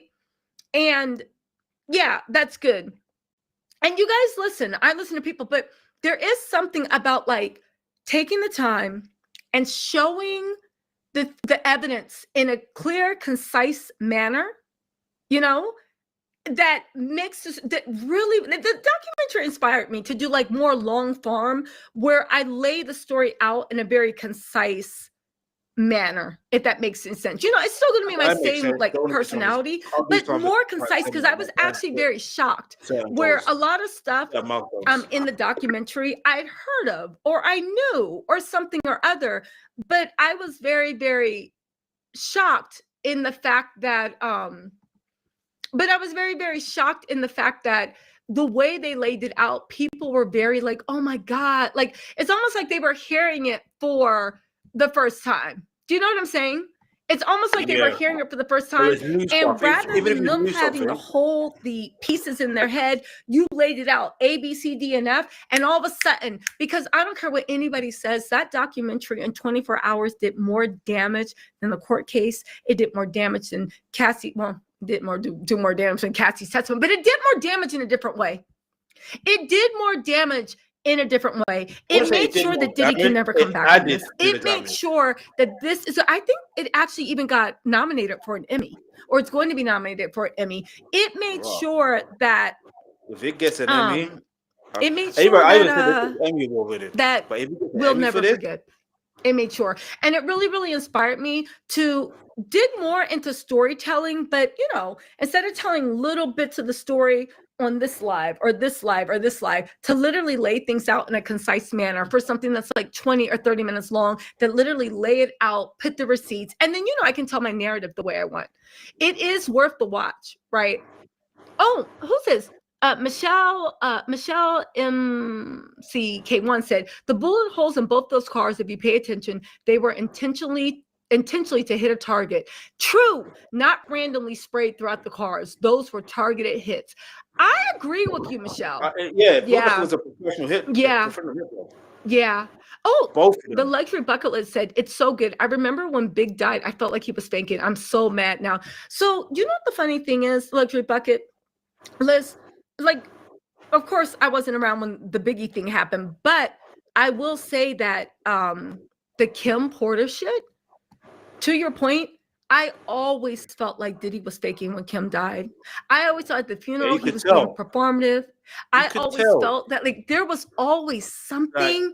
And that's when I first started paying attention to Diddy, because he irked my soul. And that was the first time I was like, yeah, okay. And then I looked around and I'm like, wait, you're buying this? Even when he was like, you know, I loved her black love. And I'm like, this man tortured Kim. This man was a demon incarnate. You really think somebody is beautiful, fine, culture, sophisticated, and just a light of life as Kim Porter remained single her whole life willingly? Come on now. Come on now. You see what I'm saying? Oh, YM Jordan said the only thing missing was Yana when Mark Agnafilio started talking. You know what? That would have been nice if they had did the Mark Agnafilio, but I think they were trying to be a serious journalist. They were probably like, I feel like I sat down with them and they were like, she got jokes. But yeah, Yimio, yes, you said you love long form content. Yeah, they've inspired me to actually get into long form content. Like they really did. Because I see like there is, of course you need a gift for it and I'll get better with it. But I do feel like there's something powerful when you put the story together in one central location instead of having it spread out. You know, because sometimes I forget that everybody's busy with their own lives. But if you put everything on one thing, it makes it impossible to look away. And if you do a good job of telling the story, you can really make your case and make people understand what you're thinking. So yeah, this documentary has inspired me, you know?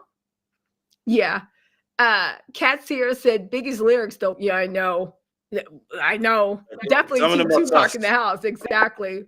Yeah, Kat Sears said Long Farm is way better. I appreciate you. Oh, who said that? Ink Pixie said Kim's cassette was purchased before she even died. R.I.P. Kim. Exactly. And YM Joy said, Tisa, we count on you to be our unserious journalist. Help have some jokes when talking about him doing horrific stuff. Exactly. Seriously unserious. Oh, that's going to be my new thing. Thank you. Seriously unserious. Yes, I'm calling that seriously unserious with Tisa Tells. Okay, there we go. Listen. Oh, Miss Ball Steva said, as a Gen X, when Big died, I knew he was faking it. It never was genuine. And I knew he was scamming and grifting. And now this proves me right. Exactly. Lori says, that man, what's that from Hawaii? Said, that man is a devil. He really honestly is. Y'all are right. Y'all are completely right. So anyway, listen. In fact, I'm going to show you something. I have a few more videos to put out. Let me get out of here and start making some videos. But thank you so much. And you guys, I promise tomorrow I'm going to do an actual full proper recap. Let me know in the comments whether you want me to start with episode 1, 2, 3, or 4. I will say this. I kind of feel like you can watch that documentary in perfect order, or you can jump around and it doesn't take anything away from the documentary if you jump around. So let me know what order you want me to start doing the recaps. Trina, what's up? said I binged all 4 episodes too. I was so proud. Oh, thank you. Seeing you part 4. The documentary made me despise that demon more than I already did. Trina, first of all, thank you for being a member for 20 months. And I agree with you. By the time I was over, and y'all know I'm not a fan of Diddy, I said, I went too light on him. I was too forgiving. By the time it was over, I was like, I was too forgiving. I was too forgiving. You know what I'm saying? At least you can admit that. Let me get out of here. I am working on. I've been doing hints, like I'm working on. I've been doing hints. I'm working on way before the case. If you know, you know. Oh, sorry. I just got a little tip. I'm working on see if I can get Kurt Burrows and a few people from. You guys want me to start on episode 1? Okay. No, Diddy is not even handsome. Poet by purpose. I agree with you. I'm working on getting some guests. Even I'm not sure if I can get Kurt Burrows on, but we'll see. Anyway, you guys, thank you so much. I appreciate all of you. And don't worry, long form deep dives are coming. I might even post one tonight. Anyway, let me know or tomorrow morning, okay? Let me know what you guys think in the comments, and I will talk to you later. Bye. All right, shout out to Tisa Tells for this. Shout out to everyone watching. Hit the subscribe button, turn on the post notifications. I was gonna show you something, and I still could possibly show you. There's something else I wanted to react to, and I wanted to continue with what else I was reacting to, but I don't necessarily have the time for that. If I'm gonna be completely honest with you, oh,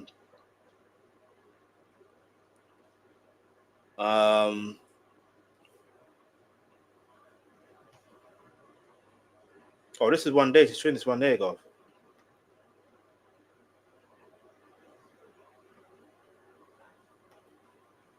All right, I'm gonna just leave my comment real quick. Gonna be like this.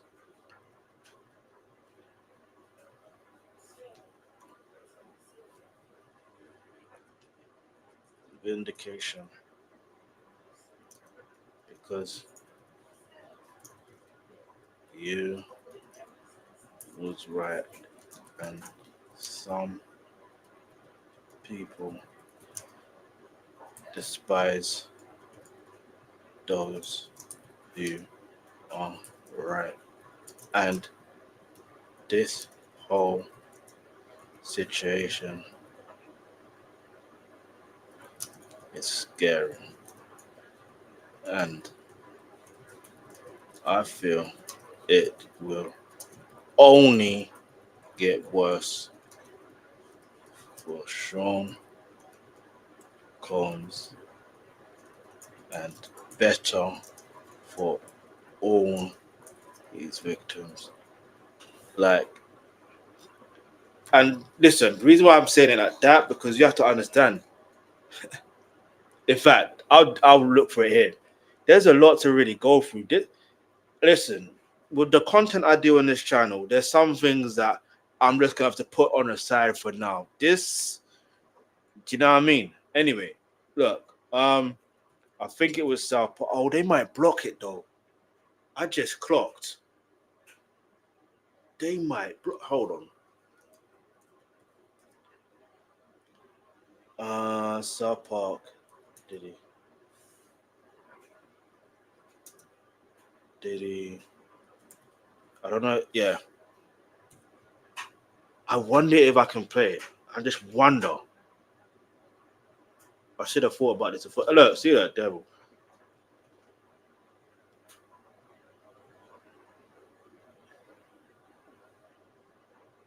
All right, we're gonna play it.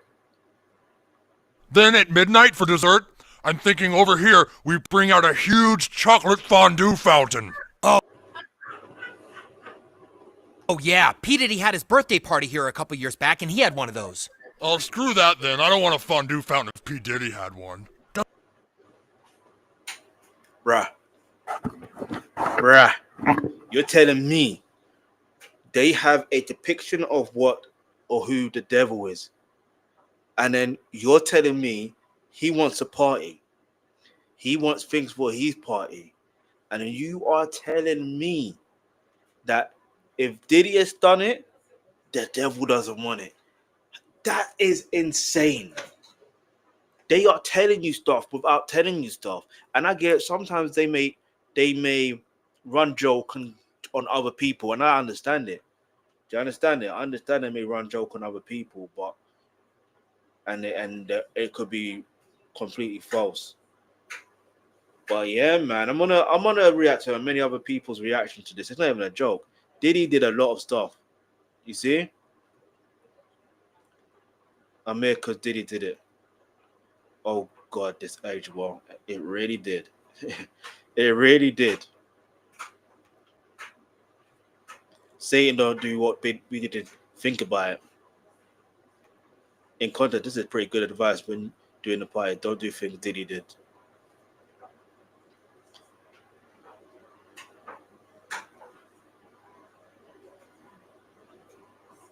Wait, did they hold on?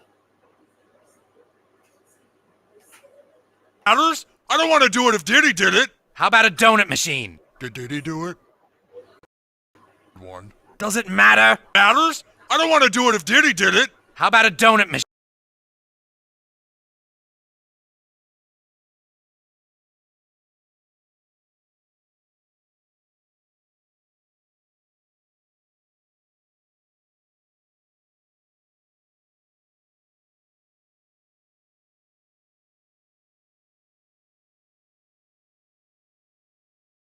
This back here after the short on comes the reckoning